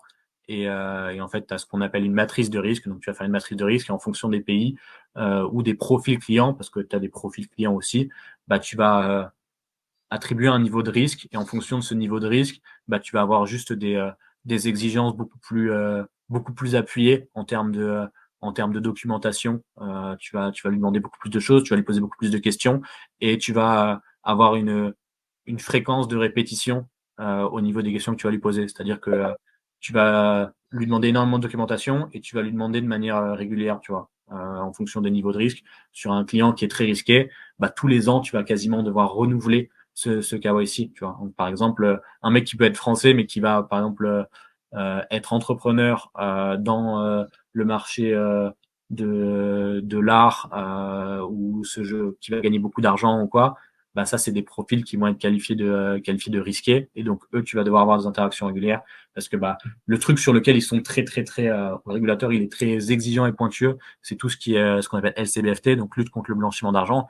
Et sur ça, t'as pas le droit à l'erreur. Et la moindre erreur sur ça, bah, ça peut être tout de suite létal, peu importe enfin, j'allais dire peu importe la taille de la boîte, mais la réalité, c'est que non, parce que tu vois, tous les ans, on pointe l'écosystème crypto, mais tous les ans, tu vois les plus grosses banques françaises payer des amendes qui sont colossales pour des manquements à ces niveaux-là, mais ça fait partie du jeu, quoi. C'est clair, c'est clair. Et donc, du coup, la stratégie pour Meria, donc, ça va être de continuer à se développer au sein du marché francophone et européen. Ouais. Pour toi, quelle est la meilleure stratégie pour que le mass market, le public, le retail puisse adopter encore plus les crypto-monnaies, que ce soit des crypto-monnaies volatiles ou des stablecoins, on parle aussi du stablecoin euro, etc. Pour toi, c'est quoi la meilleure stratégie au-delà du contenu que tu fais, que l'on fait, du travail et de la facilité que tu as à expliquer ton métier? On en parlait juste avant en off. Voilà, c'est formidable la façon dont tu as de parler d'ON, enfin voilà, de Meria, de mettre en avant depuis autant d'années cet écosystème crypto-monnaie Web3. Pour toi, c'est quoi la meilleure adoption ou la meilleure stratégie pour augmenter cette adoption-là? Ah, en fait, c'est un mélange de plein de choses. Comme tu dis, ce qu'on est en train de faire là et toutes les initiatives qui vont dans le sens de la démocratisation, de l'éducation, et cetera, c'est hyper précieux et on se rend pas compte en France la chance qu'on a d'avoir énormément de gens qui prennent du temps pour créer du contenu, pour mettre à disposition du contenu pour faciliter cette adoption et peu importe la taille en fait, parce que c'est pas une question d'audience ou quoi, peu importe l'audience que tu as, celui qui à son échelle le fait, ça joue un rôle en fait dans l'ensemble. Donc tout ça, c'est hyper important et c'est pour ça que nous, on essaye au maximum, même si c'est pas toujours évident, mais de répondre favorablement aux sollicitations quand on peut, parce que tout ça permet de multiplier en fait les voix et permet de faire rentrer ça dans l'imaginaire collectif. Après, il y a forcément des enjeux au niveau réglementaire parce que sans une réglementation, tu pourras pas permettre aux gros acteurs d'y aller, tu pourras pas permettre à plus de financement de venir et tu pourras pas permettre à l'industrie et à la tech de se développer. Donc c'est important pour nous acteurs d'être présents, même si c'est très énergivore, dans les cercles politiques pour essayer de faire valoir un petit peu nos droits et faire valoir un petit peu notre industrie. Il y aura une étape aussi avec les gros acteurs. Hein. La vague NFT avec les choses bien et les choses moins bien, mais quelque chose qui a été très positif avec la vague NFT, c'est que elle a permis à des grosses marques de venir et d'embarquer beaucoup de gens dans cette industrie. Alors il y a des choses qui ont été plus intéressantes que d'autres, mais en tout cas la réalité c'est que ça a permis de remettre un coup de projecteur et de faire mettre un premier pas à plein de gens dans ce secteur-là. Donc ça c'était aussi une très bonne chose. Et après moi il y a un truc qu'on met peu en avant, mais qui est une évidence, c'est aussi une question de génération où en fait on va assez naturellement tendre vers l'adoption dans le sens où toutes les générations, on doit être à peu près de la même génération tous les trois, mais toutes les générations qui sont encore plus jeunes que nous, ils sont à l'aise avec ça. En fait, l'idéologie d'avoir une monnaie qui est totalement dématérialisée, d'avoir un wallet en ligne avec lequel ils peuvent avoir des interactions financières. C'est des codes qui sont proches du gaming, c'est des codes qui voient au quotidien communiquer avec des gens à l'autre bout du monde de manière instantanée. C'est tout des choses qui sont naturellement assimilées en fait dans leur cerveau, contrairement à nos pères qui,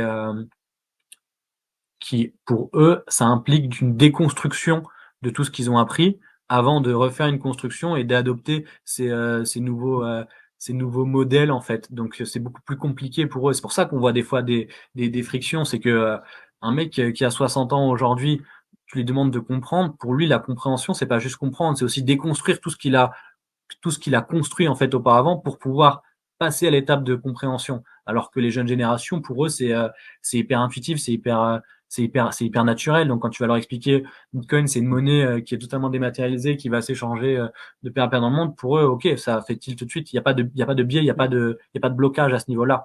Ils n'ont pas besoin d'avoir une interaction avec un conseiller bancaire. Aujourd'hui, enfin, je sais pas vous, mais moi, je vais jamais voir mon banquier. Mon père, il y allait souvent, et il y va encore régulièrement.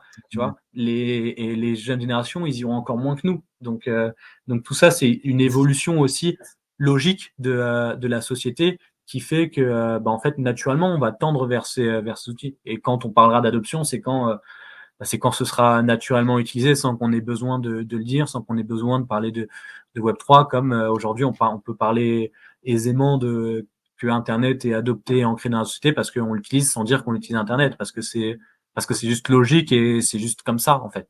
Et demain, je pense que on utilisera certains services Web3, certaines sous-jacents de la blockchain, sans avoir besoin de dire qu'on l'utilise et sans que ce soit un argument commercial de le dire, quoi. Ouais, pour toi, la sensibilisation des personnes à la blockchain, ça ne sera pas forcément la priorité dans le futur. Je pense qu'effectivement, éduquer et donner de l'importance à l'éducation, sensibiliser sur ce que l'on fait, sur l'écosystème, je pense que c'est important. Mais pas forcément tout le temps mettre en avant blockchain. Comme les gens utilisent tous les jours des choses sur Internet et on leur dit pas à chaque fois attention, c'est sur Internet. Je pense que ça, c'est vraiment la sensibilisation que les gens ils ont sur la blockchain. Je pense que c'est quelque chose d'important parce que pour beaucoup de gens, c'est la blockchain, c'est risqué, c'est Ponzi, c'est scammy, je pense que tu les as tous entendus depuis 2017. C'est ça qui fait beaucoup peur et je pense que sensibiliser les gens au fait que la blockchain soit de plus en plus populaire et qu'ils soient même pas au courant de la tech qu'il y a derrière, c'est aussi un point qui est sûrement très important. Et c'est pour moi un des, Bon, c'est pour moi un des points qui sera décisif dans ce prochain potentiel bull run, c'est les use cases. C'est à quel point dans ce prochain cycle haussier, on va être capable, nous, industrie, de mettre à disposition suffisamment de use cases concrets pour que les gens puissent se projeter de l'utilité en fait de la technologie dans leur quotidien. C'est un truc sur lequel, alors il commence à y en avoir, mais c'est un truc sur lequel où effectivement on manque encore un petit peu, parce que la techno est encore jeune, mais une fois qu'on aura passé, qu'on arrivera à passer ça et commencer à avoir quelques use cases qui seront sur le terrain, là, ça va faire déjà une belle différence. Très intéressant. Et pour toi, quand on parle de use case ou de produits sur lesquels les gens peuvent se projeter, est-ce que la tokenisation, c'est quelque chose qui pourrait être aussi quelque chose qui les attire? Parce que c'est vrai qu'on a parlé de crypto-monnaie, qui est un secteur d'activité super intéressant avec des projets incroyables derrière. Il y a aussi la tokenisation qui permet aussi de faire des ICO, STO, etc. Est-ce que pour toi, c'est quelque chose qui pourrait aussi aider les gens à s'intégrer sur les marchés? Est-ce que c'est des choses que vous faites? Et sinon, pourquoi? Est-ce que c'est quelque chose que vous pourriez faire dans le futur? Alors, nous, c'est des choses aujourd'hui, après avec Mera, qu'on ne fait pas du tout parce qu'on estime que c'est pas notre métier, tu vois, de la même manière qu'on ne fait pas de NFT, etc., parce que parce que ce qui fait notre métier, et c'est important pour moi de segmenter, parce que si tu fais un petit peu de tout, au final, tu fais rien. C'est pas pour autant qu'on s'y intéresse pas et qu'on regarde pas, parce que du coup, en plus de par notre position, on a la chance d'être souvent présent dans les sphères médiatiques et de pouvoir s'exprimer. Donc ça t'oblige aussi d'avoir une veille régulière. Donc du coup, naturellement, tu suis un petit peu toutes ces tendances en ayant l'humilité de dire moi je connais en surface, mais je suis pas du tout un spécialiste du sujet. Mais oui, alors moi la tokenisation, j'ai beaucoup plus de conviction qu'elle va permettre d'apporter des outils côté B2B que côté retail. Tu vois, je suis pas sûr que la tokenisation amène beaucoup d'usages sur le côté retail. Tu vois, comme on l'a dit, par exemple, au niveau si je veux faire un parallèle qui est un peu grossier, mais pour qu'on puisse se situer, le crowdfunding permettait à un autre niveau de permettre du financement par le grand public. Et au final, le crowdfunding a pris, mais tout le monde n'a pas fait de crowdfunding aujourd'hui, tu vois. On peut pas dire que c'est un truc qui est hyper mainstream, même si c'est accessible à tout le monde. Je pense qu'on va avoir un peu la même chose sur la tokenisation. Aujourd'hui, on a beaucoup qui vont chercher le marché retail sur la tokenisation, parce que le retail te donne une grosse force, c'est que si tu arrives à convaincre du retail, tu arrives à avoir une grosse notoriété et une voix qui compte. Et donc après, tu peux imposer entre guillemets, ou tu peux affirmer ta position. Donc ça, c'est quelque chose qui est hyper fort. D'ailleurs, nous, par exemple, tu vois, sur Meria, c'est quelque chose qui a compté, c'est que nous, on a eu la chance d'avoir beaucoup d'utilisateurs rapidement, beaucoup d'utilisateurs retail, et c'est ça aussi qui a entre guillemets attiré des médias qui nous ont donné la parole, parce que comment tu arrives à convaincre plein de particuliers, tu vois, alors que si tu fais beaucoup plus de chiffre d'affaires, mais que tu convaincs que 2 ou 3 pros, tu vas avoir moins de présence médiatique, en tout cas moins de présence médiatique mainstream, parce que l'histoire, elle va moins parler aux gens.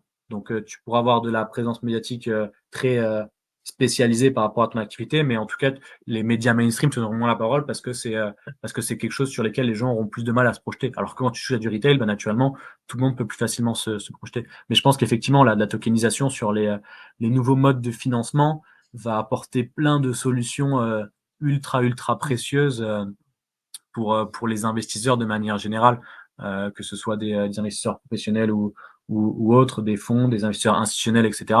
Ça permettra de faire beaucoup plus de choses, et ça apportera aussi beaucoup plus de flexibilité aux entrepreneurs. Tu vois, un mec qui veut monter sa boîte, sans parler d'une boîte tech, hein, un mec qui est boulanger, ou qui fait un métier plus traditionnel, et qui à un moment donné a besoin de fonds pour développer son activité, ça lui offrira en tout cas d'autres outils pour pouvoir aller chercher ces fonds-là, que les outils traditionnels comme un prêt bancaire ou comme les mécanismes traditionnels. Donc ça offre un outil supplémentaire et donc c'est jamais inintéressant d'avoir un outil supplémentaire avec des caractéristiques différentes. Ok. En termes de chiffres, Meria, ça représente combien à peu près d'utilisateurs à l'heure actuelle? Je crois qu'aux dernières informations, c'était à peu près 80 000.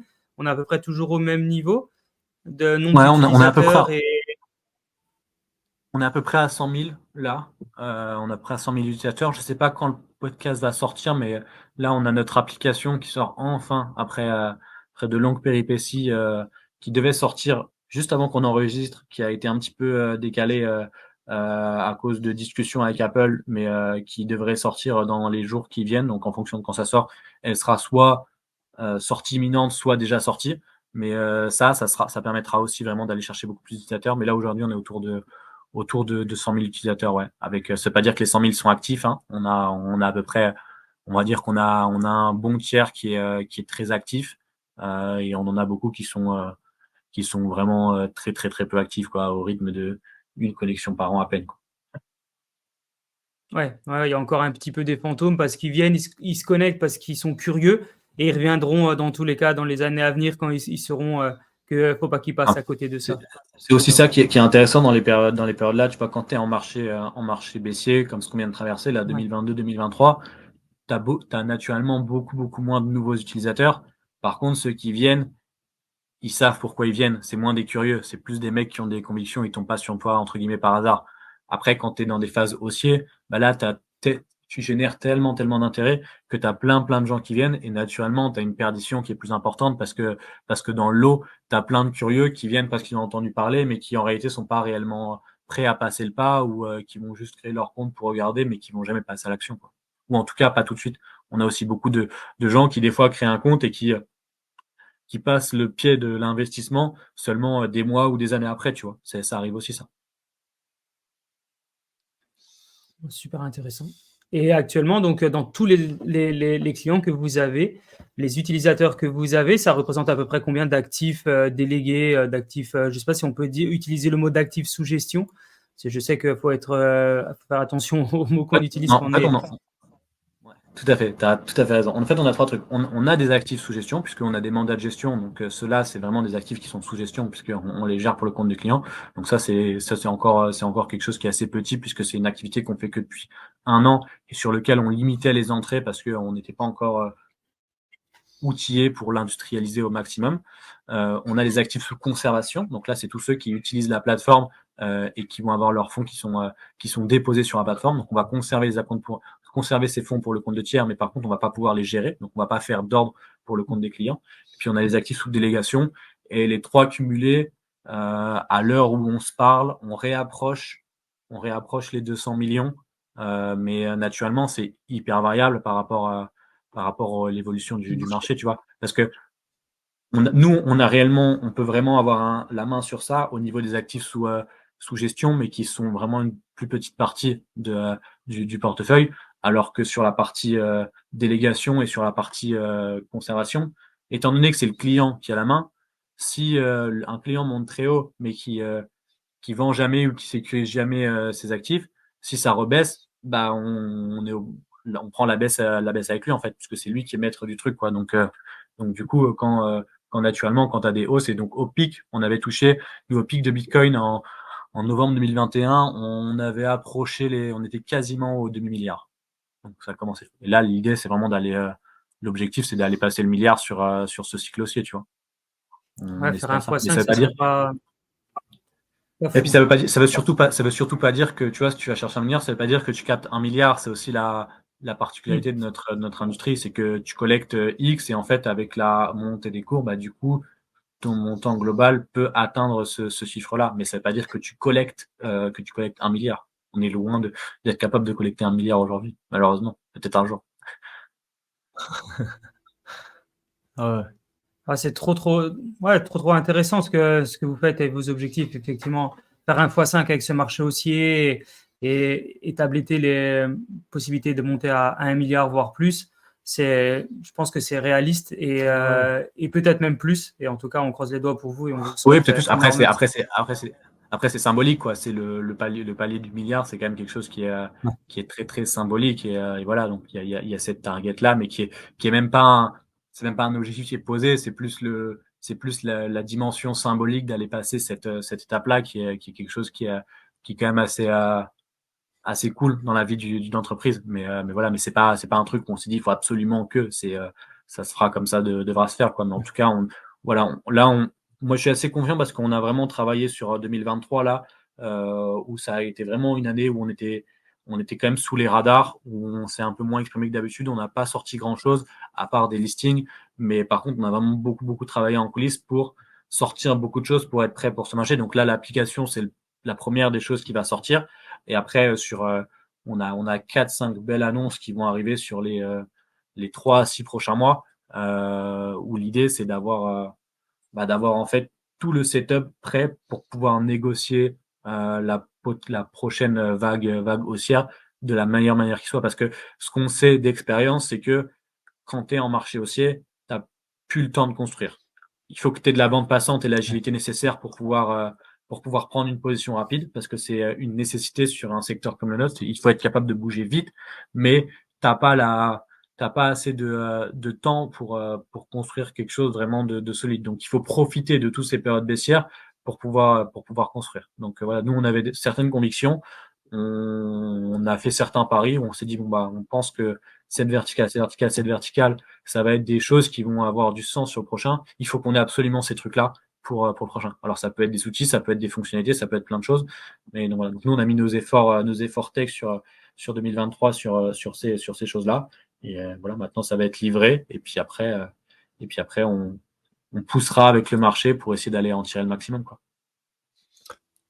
Ouais, parce qu'il y a tellement de choses à faire, comme tu dis, hein, il y a tellement de choses à faire et c'est un écosystème qui, enfin voilà, qui s'étoffe et de jour en jour, il y a des nouvelles choses à faire.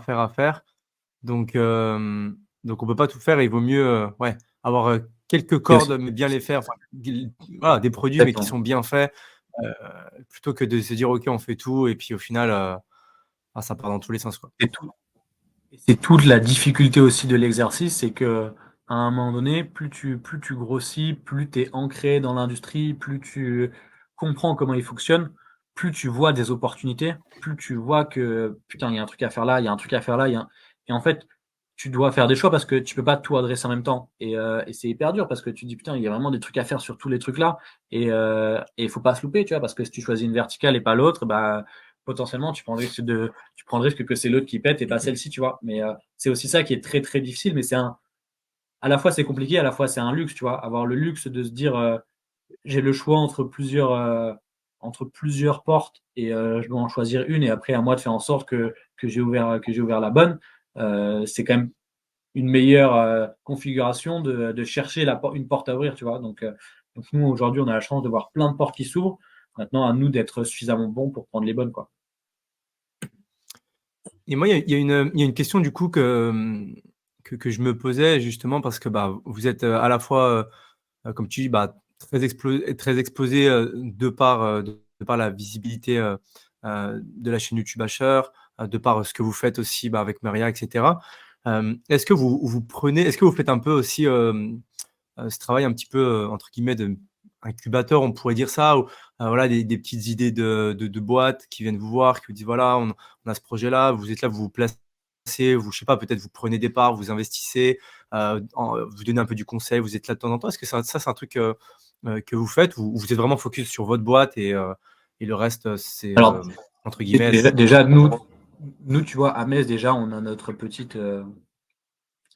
écosystème avec plusieurs boîtes, tu vois. On a Descoin qui est aussi un autre PSAN, qui est un broker.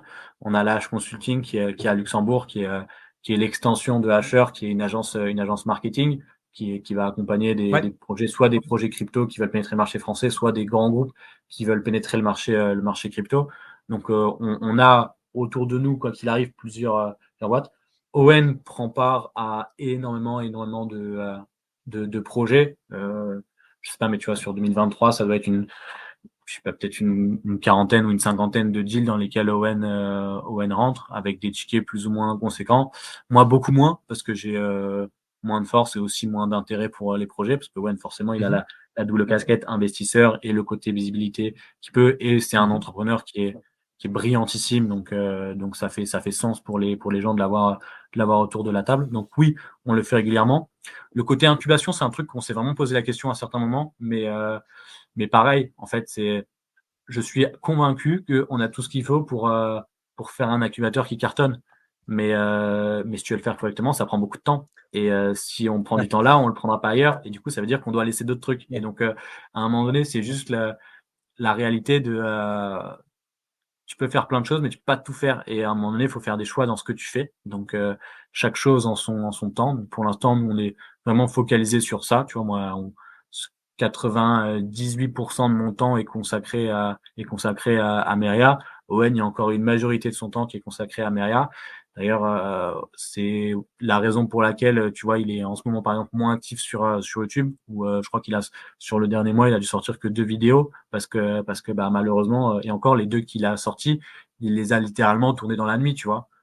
Parce que pour faire une bonne vidéo aujourd'hui avec la portée qu'il a, c'est énormément de temps de préparation, parce que bah, il doit faire attention à tout ce qu'il dit. Il sait qu'il a aujourd'hui, t'as tellement de portée que il peut pas se permettre de faire une vidéo à l'arrache sur un coup de tête, tu vois. Nous, on doit en passer. Moi, la plupart des vidéos, soit je repasse dessus, soit il y en a d'autres qui regardent. On peut avoir, quand c'est des sujets un peu délicats, la compliance ou nos avocats qui repassent dessus pour s'assurer que le discours il est bon, parce que la portée est tellement forte et dans son audience, il y a tellement de tout, à la fois du petit particulier, mais à la fois aussi les institutions et littéralement vraiment les régulateurs qui regardent ces vidéos, parce que c'est aussi un bon indicateur du marché pour eux. Donc tu dois vraiment calibrer tout ce que tu dis correctement. Il y a aussi d'autres enjeux, c'est-à-dire que s'il dit une connerie, bah nous on peut pas se permettre qu'il y ait un risque systémique sur Meria, donc tu dois faire aussi attention à ça. Donc ça te donne aussi un petit peu malheureusement moins de flexibilité dans la créativité, et surtout tu as moins de temps pour pouvoir faire des choses. Donc ouais, il y a plein de choses qu'on pourrait faire, malheureusement pas tout faire. Alors après voilà, on est très proche de l'industrie, donc on est en permanence. Enfin, t'as des dizaines et des dizaines de discussions WhatsApp tous les jours avec d'autres entrepreneurs de la crypto, où on s'échange volontiers des conseils sur diverses thématiques. Nous, s'il y a des jeunes ou des entrepreneurs qui viennent nous poser des questions et que on a matière à lui apporter des réponses constructives, bah, on essaye au maximum de le faire dans la limite du temps qu'on a disponible. Parfois, on peut pas, parce que parfois, ça tombe malheureusement au moment, mais on essaye de répondre à tout le monde de la même manière que si tu écris un message à Owen sur ses réseaux, dans 80% des cas, tu auras une réponse. Alors peut-être que tu l'auras pas en 24 heures, ça va peut-être prendre une semaine à ce que tu l'aies, mais en tout cas, on essaye de répondre à tout le monde, tu vois. Après, malheureusement, il y a des trucs qu'on peut plus faire, tu vois. Par exemple, j'ai, je pense 2 fois par semaine des gens qui m'écrivent pour qu'on réponde qu'on prenne une demi-heure ou une heure pour répondre aux questions pour son mémoire. Je le faisais avant, malheureusement aujourd'hui, je peux plus prendre ce temps-là, tu vois. Et c'est chiant parce que je le ferais volontiers, tu vois, mais c'est juste malheureusement on peut pas. Et voilà. Mais par contre, oui, des decks sur nos boîtes mail respectives, Owen et moi, surtout Owen sur ses réseaux, t'es pas loin de un deck par jour qui arrive dans la messagerie. Ouais. Donc pareil, tu peux pas tous les regarder. Ouais. Tu leur dis maintenant. Généralement, quand c'est un deck qui arrive en brut comme ça, je te cache pas qu'aujourd'hui on peut plus le regarder. Généralement, c'est ce qu'on va regarder, Ouais. c'est si c'est introduit par quelqu'un qu'on connaît ou si on connaît déjà la personne ou quoi. Mais sur un truc qui arrive comme ça, c'est assez rare qu'on arrive. Après, il y en a, ils sont plus malins. Hein. Il y en a, ils arrivent à trouver des mécanismes pour t'alpaguer ou quoi. Et puis après, t'écoutes. Et puis voilà. Et après, c'est bien joué, tu vois. Mais voilà. Mais c'est juste une question de temps où on aimerait pouvoir consacrer plus, mais il y a une réalité qu'on peut pas, tu vois. On a tous que 24 heures. Ben, c'est Avec ça, 24 heures dans une Et puis la journée. réalité, c'est qu'il faut aussi être capable de prendre des moments où tu fais autre chose. Parce que, tu vois, ces moments où tu fais autre chose, ils sont précieux. Ces moments où tu es capable de couper un petit peu dans une journée ou de prendre un moment dans la semaine ou quoi pour faire autre chose. Bah, au début, tu vois, et encore, nous, il y a encore peu de temps, on avait l'impression que c'était, parfois tu culpabilises ou tu as l'impression que c'est du temps que tu perds ou tu pourrais faire autre chose et tout. Et en réalité, aujourd'hui, tu comprends que c'est du temps qui est important pour pouvoir être vraiment focus quand tu dois être focus. Parce que si à un moment donné, tu coupes jamais, bah, en fait, tu vas être moins vif d'esprit, tu vas être moins rentré, tu vas peut-être louper des trucs juste parce qu'à un moment donné, t'es trop sous pression et il faut que tu sois capable de lâcher des trucs, tu vois. Donc là, par exemple, tu vois, pendant les fêtes, moi, j'ai vraiment pris quelques jours où il y a eu au moins 2-3 journées complètes où ou si tu es connecté à WhatsApp, tu checkes le mail une fois par jour, mais en tout cas, tu n'es pas du tout opérationnel. Et c'est important. Ouais. C'est important. Et quel plaisir aujourd'hui de pouvoir se retrouver dans des moments où tu fais rien, où tu es juste en famille, et voilà. Alors après, tu es toujours disponible s'il y a une urgence ou quoi, mais c'est important d'être capable de prendre ces moments-là. Et nous, il y en a beaucoup qui nous le disaient depuis longtemps, ça, hein. Et nous, on a été, ouais, c'est bon, nous, on est jeunes, on a de l'énergie, on peut le faire. Si on le fait pas maintenant, on le fera quand et tout. La réalité, c'est que Ouais, oui, puis c'est vrai. en fait, ouais, mais je suis complètement, enfin, moi, je te rejoins à 100% avec ça aussi. Et en fait, il y a un truc que je sais plus où est-ce que j'avais entendu ça, mais quelqu'un qui avait très bien matérialisé, c'est qu'au final, un bon CEO, ou quelqu'un qui gère une boîte, qui va l'emmener très haut ou très bas, bah, c'est des prises de décision. Et en fait, pour prendre des bonnes décisions, bah, il faut avoir l'esprit clair, faut être bien, faut comme tu dis, faut être focus quand il faut, et cetera. Et un CEO qui est d'une boîte, c'est un mec qui arrive à prendre des très bonnes décisions au bon moment, et cetera, et cetera. Donc si tu es tout le temps dans le rush, comme tu dis, la tête dans le guidon, tac, ton cerveau, il est tout le temps à 1000, et cetera, bah, tes décisions, elles sont pas bonnes et du coup, ben, voilà, Ouais, clairement. ça Et puis quand tu as tout le temps la tête dans le guidon, des fois, tu as l'impression que tu n'avances pas. Mais en fait, si tu prends un moment pour reculer, tu recules et tu te dis, Mmh. bon, en fait, ça a quand même bien avancé. Peut-être pas exactement de la manière dont je l'imaginais ou quoi, mais en fait, quand tu regardes, tu vois, là, nous, il y a certains trucs sur lesquels on a un petit peu de retard, ou des fois, tu te dis, putain, c'est frustrant. Tu dézoomes, tu regardes ce qu'on a abattu sur les 12 derniers mois. Ouais, on a un petit peu de retard, Mmh. mais en vrai, on a avancé. On a Ouais, avancé, globalement, c'est bien ce qu'on a fait et on est bien placé. Donc, ça permet aussi de remettre des choses en perspective, quoi. C'est ouais, à très, 100%. ouais, c'est très clair cette partie-là. Ouais. Moi, j'ai une question qui me vient, parce qu'on parlait juste avant de partenaires, de levée de fonds pour les startups. Est-ce que vous-même, vous avez été à un moment en levée de fonds? Est-ce que vous-même, vous avez dû lever des fonds pour vous financer? Est-ce que vous avez des investisseurs clés? Alors, souvent, on ne peut pas forcément dévoiler le nom de ces investisseurs, mais est-ce que vous avez des gens qui vous ont accompagné financièrement à grandir à l'époque, ont cru en vous en 2017, en se disant bah oui, je vais les accompagner, ou peut-être même récemment si vous avez refait peut-être des tours de table, ou pas du tout, vous êtes totalement autofinancé, vous avez une croissance linéaire due à vos rendements et vos résultats. Yes. Alors nous, on a fait un tout petit tour de table l'été dernier, c'est tout. Un tout petit tour de table à un peu plus de 1 million avec 6 entrepreneurs qu'on connaît très, très bien. On a eu quasiment le luxe de pouvoir, choisir, les gens qu'on mettait autour de la table. Donc Ouais, c'est cool. c'était un peu particulier comme tour. Mais sinon, non, on n'en a jamais fait pour plusieurs raisons. La 1re, c'est que, factuellement, on n'en a, jamais eu réellement le besoin. Et la 2e raison, c'est que, on avait, entre guillemets, surtout au départ, pas peur de le faire, mais en tout cas, on n'était pas armé pour le faire correctement. C'est-à-dire on était quand on monte la boîte, pour resituer, en 2017, Owen a 19 ans, moi j'ai 20 ans. Donc, on a ni lui ni moi n'avons d'études, financières ou quoi. On a eu un niveau de compréhension et de connaissance des mécanismes pour lever des fonds, ou de négociation avec des investisseurs qui est de l'ordre, de niveau 0. Donc, en fait, à ce moment-là, si on levait, il y avait beaucoup, beaucoup de chances qu'on lève pas correctement, sur une valo qui était pas forcément bonne parce qu'on n'avait pas grand-chose. Donc en fait, on aurait dû se diluer beaucoup, pour pouvoir Mmh. lever, et en ayant peut-être l'impression de faire des choses, mais en fait, on aurait fait certainement on aurait fait des erreurs. Donc, pour toutes ces raisons-là, on avait préféré pas le faire, et en plus, ça nous permettait de rester indépendants et de garder le cap qu'on voulait garder. Donc ça, c'était quelque chose qui nous tenait à cœur, surtout garder le cap qu'on pouvait garder. Et on a eu le luxe et la chance que, en fait, nous, la première activité qui était sur du mining, c'était ni plus ni moins que de la vente de machines de minage. Donc en fait, c'est euh, c'est hyper rationnel Mmh. comme activité. C'est du business model de TPE. Tu as un coût de revient, ta machine, elle te coûte X, tu la vends X, tu as une marge, et c'est tout. Et en fait, avec cette marge-là, bah, tu t'autofinances. Et en fait, donc au début, on s'est vraiment autofinancé.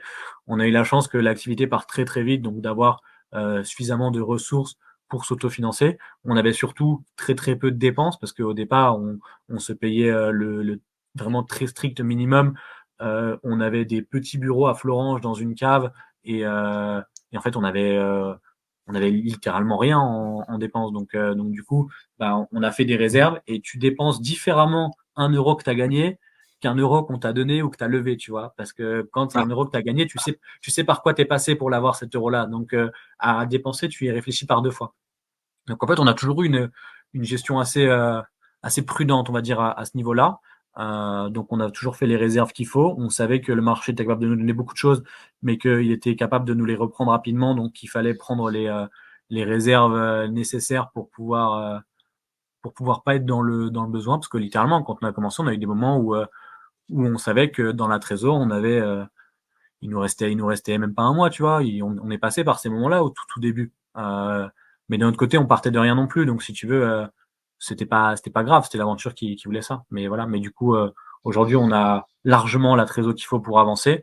On n'avait pas besoin de lever. On a levé parce que on sait que pour atteindre les ambitions et les objectifs qu'on veut atteindre plus tard, on aura besoin à un moment donné de lever parce que quoi qu'il arrive, il faudra accélérer et aller beaucoup plus vite. Et comme on n'a jamais fait l'exercice, on voulait avoir autour de nous des personnes qui l'ont déjà fait. Donc c'est pour ça que cet été, on a fait un petit tour pour surtout mettre des gens qu'on estime pertinents, qui viennent d'environnements différents, les mettre avec nous et pouvoir s'appuyer sur eux le jour où on aura besoin. Mais c'était même pas tu vois, on a été chercher 1 million, on avait bien plus en trésor et la réalité c'est que c'était juste mettre ça sur la table, on se mettait entre associés et on pouvait les mettre sans aucun problème. Donc c'était pas le sujet, il était pas financier, il était vraiment voilà, des mecs qui ont 30 ans d'entrepreneuriat derrière eux. C'est ça, qui sont déjà passés par des étapes réglementaires sur d'autres marchés, qui sont déjà passés par des grosses levées, qui sont déjà passés par des phases de scale importantes. Leur retour d'expérience, il est précieux. Ils ont certainement fait des erreurs qui nous permettront de ne pas reproduire ou ce genre de choses, mais c'est plus dans ce cadre-là qu'on a été chercher ces mecs-là, plutôt que dans l'idée il nous faut vraiment de l'argent, sinon on va mourir, tu vois. Et du coup, c'est hyper, entre guillemets, à la fois hyper facile de lever dans ces conditions-là, et à la fois on a la chance aujourd'hui, de par notre réseau, notre écosystème, d'avoir beaucoup de gens aussi qui nous font confiance et qui, quand tu leur dis, on fait un petit tour, t'es chaud, ils te posent même pas la question, ils te disent juste combien, tu vois. Donc c'est aussi, la réalité, c'est qu'on n'est pas encore passé par l'étape roadshow où tu dois vraiment aller convaincre des investisseurs. Là, en gros, tous ceux qui sont rentrés, quand on leur faisait le pitch et tout, c'était plus en mode bon, allez, viens, tu me fais le pitch, je te boxe comme si j'étais investisseur, mais quoi qu'il arrive, ils suivaient, tu vois. Donc c'était c'est plus facile de le faire dans les conditions là. Mais après, voilà, c'est pareil, nous maintenant on sait que mine de rien, ils sont engagés, ils ont pris un risque à notre côté, donc tu as aussi une responsabilité vis-à-vis d'eux, tu vois. Donc faut faire les choses bien aussi, tu vois. Donc mais voilà, mais c'est rien du tout. Enfin, on a cédé, je crois, 2% du capital, tu vois, donc c'est ridicule. L'avantage de lever quand on est déjà gros et qu'on n'a pas besoin de se diluer trop fort et qu'on a assez d'argent aussi pour grandir. Voilà. Après, ça dépend, c'est toujours pareil, ça dépend aussi des activités. Tu as beaucoup d'activités ou d'entreprises pour lesquelles tu es obligé de lever dès le début, sinon ça ne peut pas exister. Donc, c'est aussi une réalité. Et c'est aussi, malheureusement, ce qui devient la réalité de quelqu'un qui voudrait reproduire la même chose que nous aujourd'hui, ne serait-ce que pour couvrir tous les coûts structurels, les coûts réglementaires, tout ce qu'il faut en termes d'outillage, etc., pour pouvoir faire tourner une machine comme celle-ci, sauf s'il est capable de poser des millions sur la table, il va être obligé de lever à l'instant T, tu vois, et pour pouvoir avoir juste le droit de jouer la partie. Donc c'est aussi un peu frustrant quand on se dit nous on a eu le droit de le faire en partant de zéro en tout cas. Alors je sais pas qu'on n'a pas fait ce qu'il fallait pour y arriver, mais en tout cas c'est aussi ce qu'on essaie de défendre au niveau tu vois, quand on a les sujets avec les politiques ou quoi, c'est de dire attention à pas potentiellement décourager ou tuer des mecs qui pourraient devenir des succès juste parce qu'on leur met trop de barrières à l'entrée au départ. Ouais, 100%. C'est comme tu dis, le gros point aussi, c'est que entre guillemets, vous aviez le marketing derrière qui affluait Et du coup, c'est clair que ça facilite aussi grandement les choses. Et c'est une force que vous avez mis qui a requis beaucoup d'efforts, j'imagine. Ouais, c'est clair. Mais c'est ce qui a payé aussi vos idées. Parce qu'une boîte comme vous qui se lance avec la même idée, mais qu'au final, qui n'a pas qui a pas de trafic, entre guillemets, qui a zéro, tu dis, bon, bah, ok. Et j'ai une histoire un petit peu d'un ami à moi là, qui lui a fait ça bah, dans du minage aussi, c'est marrant. Lui, il a utilisé vraiment la puissance des réseaux sociaux, mais sur du TikTok où il a juste documenté un petit peu ce qu'il faisait, vendu des e-books, des formations, etc. Et maintenant, il a une belle boîte qui tourne, mais bon, à l'étranger. Mais c'est pour dire que ouais, quand tu as réussi à décoder, à voir un peu ces codes OK, bah, j'attire de l'attention sur moi et j'ai déjà en fait un flux de personnes qui, si je mets un produit en face, bah, vont aller voir ce qui se passe, vont se poser des questions et vont sûrement l'essayer. Ben, c'est clair que c'est génial, quoi. Bah, c'est C'est clair, mais génial. c'est on a la chance d'avoir un levier, le levier Asher qui est un levier qui est d'une puissance, enfin, c'est le levier le Ouais. plus puissant qui existe dans notre industrie sur le territoire francophone. Donc, évidemment que c'est une très, très grosse force. Après, c'est aussi, heu, c'est aussi le double tranchant, c'est-à-dire que cette visibilité-là, si tu l'utilises pas à bon escient, elle peut vite te sanctionner. Et il y a aussi la réalité de, bah, du coup, tu es plus visible. Donc, dès que tu fais un truc bien, tu as un levier, c'est démultiplié. Ouais, Mais dès qu'il y a un truc qui est moins bien, bah, tu as le ouais, contrebalancier dans l'autre sens. Et il faut être capable aussi 100%. de l'encaisser, ça, tu vois. Et on est passé par des moments compliqués, tu vois. Si je reprends le moment UST, tu vois, UST, c'était un moment relativement compliqué. Et surtout Owen pour ce qu'il a pris, tu vois, parce que il a pris une partie pour l'industrie des choses qu'il aurait, pour lesquelles il n'était pas responsable et pour lesquelles il n'aurait pas dû prendre, tu vois. Et si à un moment donné, psychologiquement, t'es pas armé, t'es pas capable de répondre à ça, c'est aussi très, très compliqué, hein. Et on le voit d'ailleurs, parce que du coup, on est en contact régulier avec tous les créateurs de contenu et, c'est pas évident. Et encore, nous, dans l'industrie, on est une petite industrie, mais qui est très virulente. Mais quand tu passes sur les créateurs de contenu qui sont plus gros, enfin, je te dis, moi, pour rien au monde, je veux leur vie, hein, parce que oui, c'est sûr, ils ont une exposition qui leur permet de faire plein de Ouais, choses. À côté, ils sont très, très limités sur beaucoup d'autres choses. Et puis ouais. ils doivent mesurer tout ce qu'ils disent, ils doivent faire attention à tout, tu vois. Donc, c'est aussi, c'est du double tranchant. Après, évidemment que tu peux pas t'en plaindre parce que c'est une très, très grosse force. Mais il faut savoir la manier avec précaution parce que ça peut aussi te retomber dessus. Mais c'est clair qu'aujourd'hui, et c'est pour ça aussi que tu vois de plus en plus d'entrepreneurs qui font du branding personnel, qui font plein de choses, et c'est un petit peu la mode en ce moment parce que, bah, ils ont compris que, en fait, tu peux valoriser aussi une boîte de cette manière-là et que tu as des investisseurs qui vont venir juste pour ça et parce que tu te rends compte que on le disait en off tout à l'heure, mais tout le monde n'est pas capable de. C'est une question de personnalité aussi. Tout le monde n'est pas capable de s'exprimer de la même manière. Tout le monde n'est pas capable de véhiculer la même énergie. Et il y a des mecs qui savent faire ça et c'est un peu inné. Et après, bah, naturellement, ça se travaille. Mais tu vois, des mecs comme Owen, des entrepreneurs traditionnels, tu as par exemple un qui on voit beaucoup partout, Anthony Bourbon, tu vois, qui sait très bien faire ça, qui arrive juste sur une interview Mhm. à dégager beaucoup d'énergie et engager beaucoup de monde. Bah, ça, il y a aussi beaucoup d'investisseurs et d'entrepreneurs qui, euh, qui savent à quel point c'est compliqué et parce qu'ils savent pas le faire, eux, ils n'arrivent pas à le faire et donc qui savent la valeur que ça a d'être capable de faire ça. Et donc tu as des mecs qui vont suivre juste pour ça parce qu'ils savent que ouais, putain, ça, moi, j'ai des années d'entrepreneuriat, je saurais pas le faire, j'arriverais pas à le faire comme lui, il le fait. Et je sais à quel point ça peut avoir de la valeur, surtout dans le monde dans lequel on est aujourd'hui, tu vois. Et tu vois, pour Brand Owen, moi, je sais pertinemment que je suis incapable de faire ce que Owen fait, mais même Mhm. sur des réunions internes, tu vois, quand on a des réunions internes, s'il y a des trucs forts à faire passer, je sais qu'il est capable d'envoyer une énergie que tous les mecs qui vont sortir de la salle derrière, ils vont être galvanisés fois 1000. C'est extrêmement compliqué à faire ça comme exercice. Et quand tu as un mec qui est capable de le faire, c'est hyper précieux. C'est hyper précieux. C'est cadeau. Ouais. Ouais, puis ça s'accentue encore plus avec le temps. C'est des skills qui s'améliorent et qui s'affinent. Et comme tu dis, après, ils montent en compétences. Donc, ouais, Mais c'est là où c'est hyper, hyper c'est intéressant. là aussi où c'est hyper compliqué. C'est qu'il faut réussir à monter en compétence sur ça mais il faut pas que tu oublies ton métier parce que tu peux vite aussi tomber dans le truc où tu as des beaux parleurs, mais où derrière, il n'y a plus rien et c'est que du vide. Et ça, en fait, quand tu comprends un peu comment ça marche, tu les vois très, très vite. Et ça, c'est hyper. Enfin, c'est presque pire, tu vois, parce que tu les vois et au final, tu te rends compte qu'ils parlent pour rien dire. Et ça, c'est catastrophique. C'est catastrophique. On est d'accord, on est d'accord. Mais de toute façon, en général, ceux-là, dans l'industrie, ils durent pas longtemps, en tout cas. Dans l'industrie, C'est une non, mais industrie qui fait pas parfois, mal de ils ont quand ménage. même. Oui, oui, mais dans Oui, l'industrie, oui, mais parfois, ils mais peuvent quand même avoir de la portée. Oui, oui, c'est clair. ça, pour le grand public, ils sont parfois plus difficiles à identifier, donc ça peut aussi être dangereux, Oui, tu vois. je suis d'accord. Trop bien. Mais écoute, est-ce que tu as un petit mot de la fin que tu aimerais rajouter, Thibaut?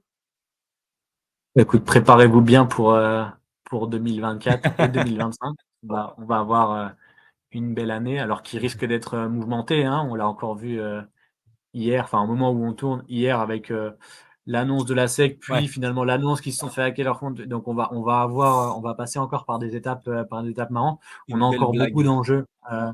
beaucoup d'enjeux réglementaires. On a encore beaucoup de structuration à faire cette industrie, mais il y a énormément de choses à faire. Je suis convaincu qu'on est encore sur une bonne temporalité pour lancer les trucs. Il y a plein de choses à faire. Il faut rester attentif parce on est encore bien qu'on soit déjà bien avancé dans l'écosystème. On est encore au début, donc ça vaut encore le coup de s'investir. Et quand je dis s'investir, c'est pas forcément économiquement, mais s'investir en temps pour regarder ce qui est possible de faire et qu'on soit ou pas et qu'on ait vocation ou pas à être dans l'industrie, peu importe le secteur dans lequel tu évolues, en fait, c'est pas déconnant de regarder parce que tu trouveras peut-être des solutions ou des leviers supplémentaires qui te permettront, toi, dans ton activité, de trouver des souffles nouveaux. Donc non, c'est clair que il y a plein de choses à faire et il faut rester attentif.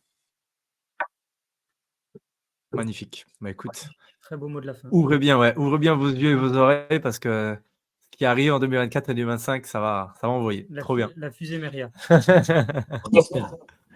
Bah, la fusée Trop marchait bien. Bah, surtout. écoute, Nous, la réalité, c'est que ça sera difficile ouais. de partir si le marché prend pas. Mais en tout cas, nous, elle est sur les rampes de lancement et on est prêt à allumer.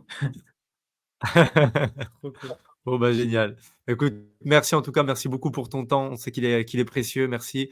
Prends soin Je de vous en toi, de prie, très très merci beaux à vous. projets avec Maria et à très vite en tout cas. À très bientôt. Ciao, ciao. Et on se dit à très bientôt pour un épisode de Talk and Talkers.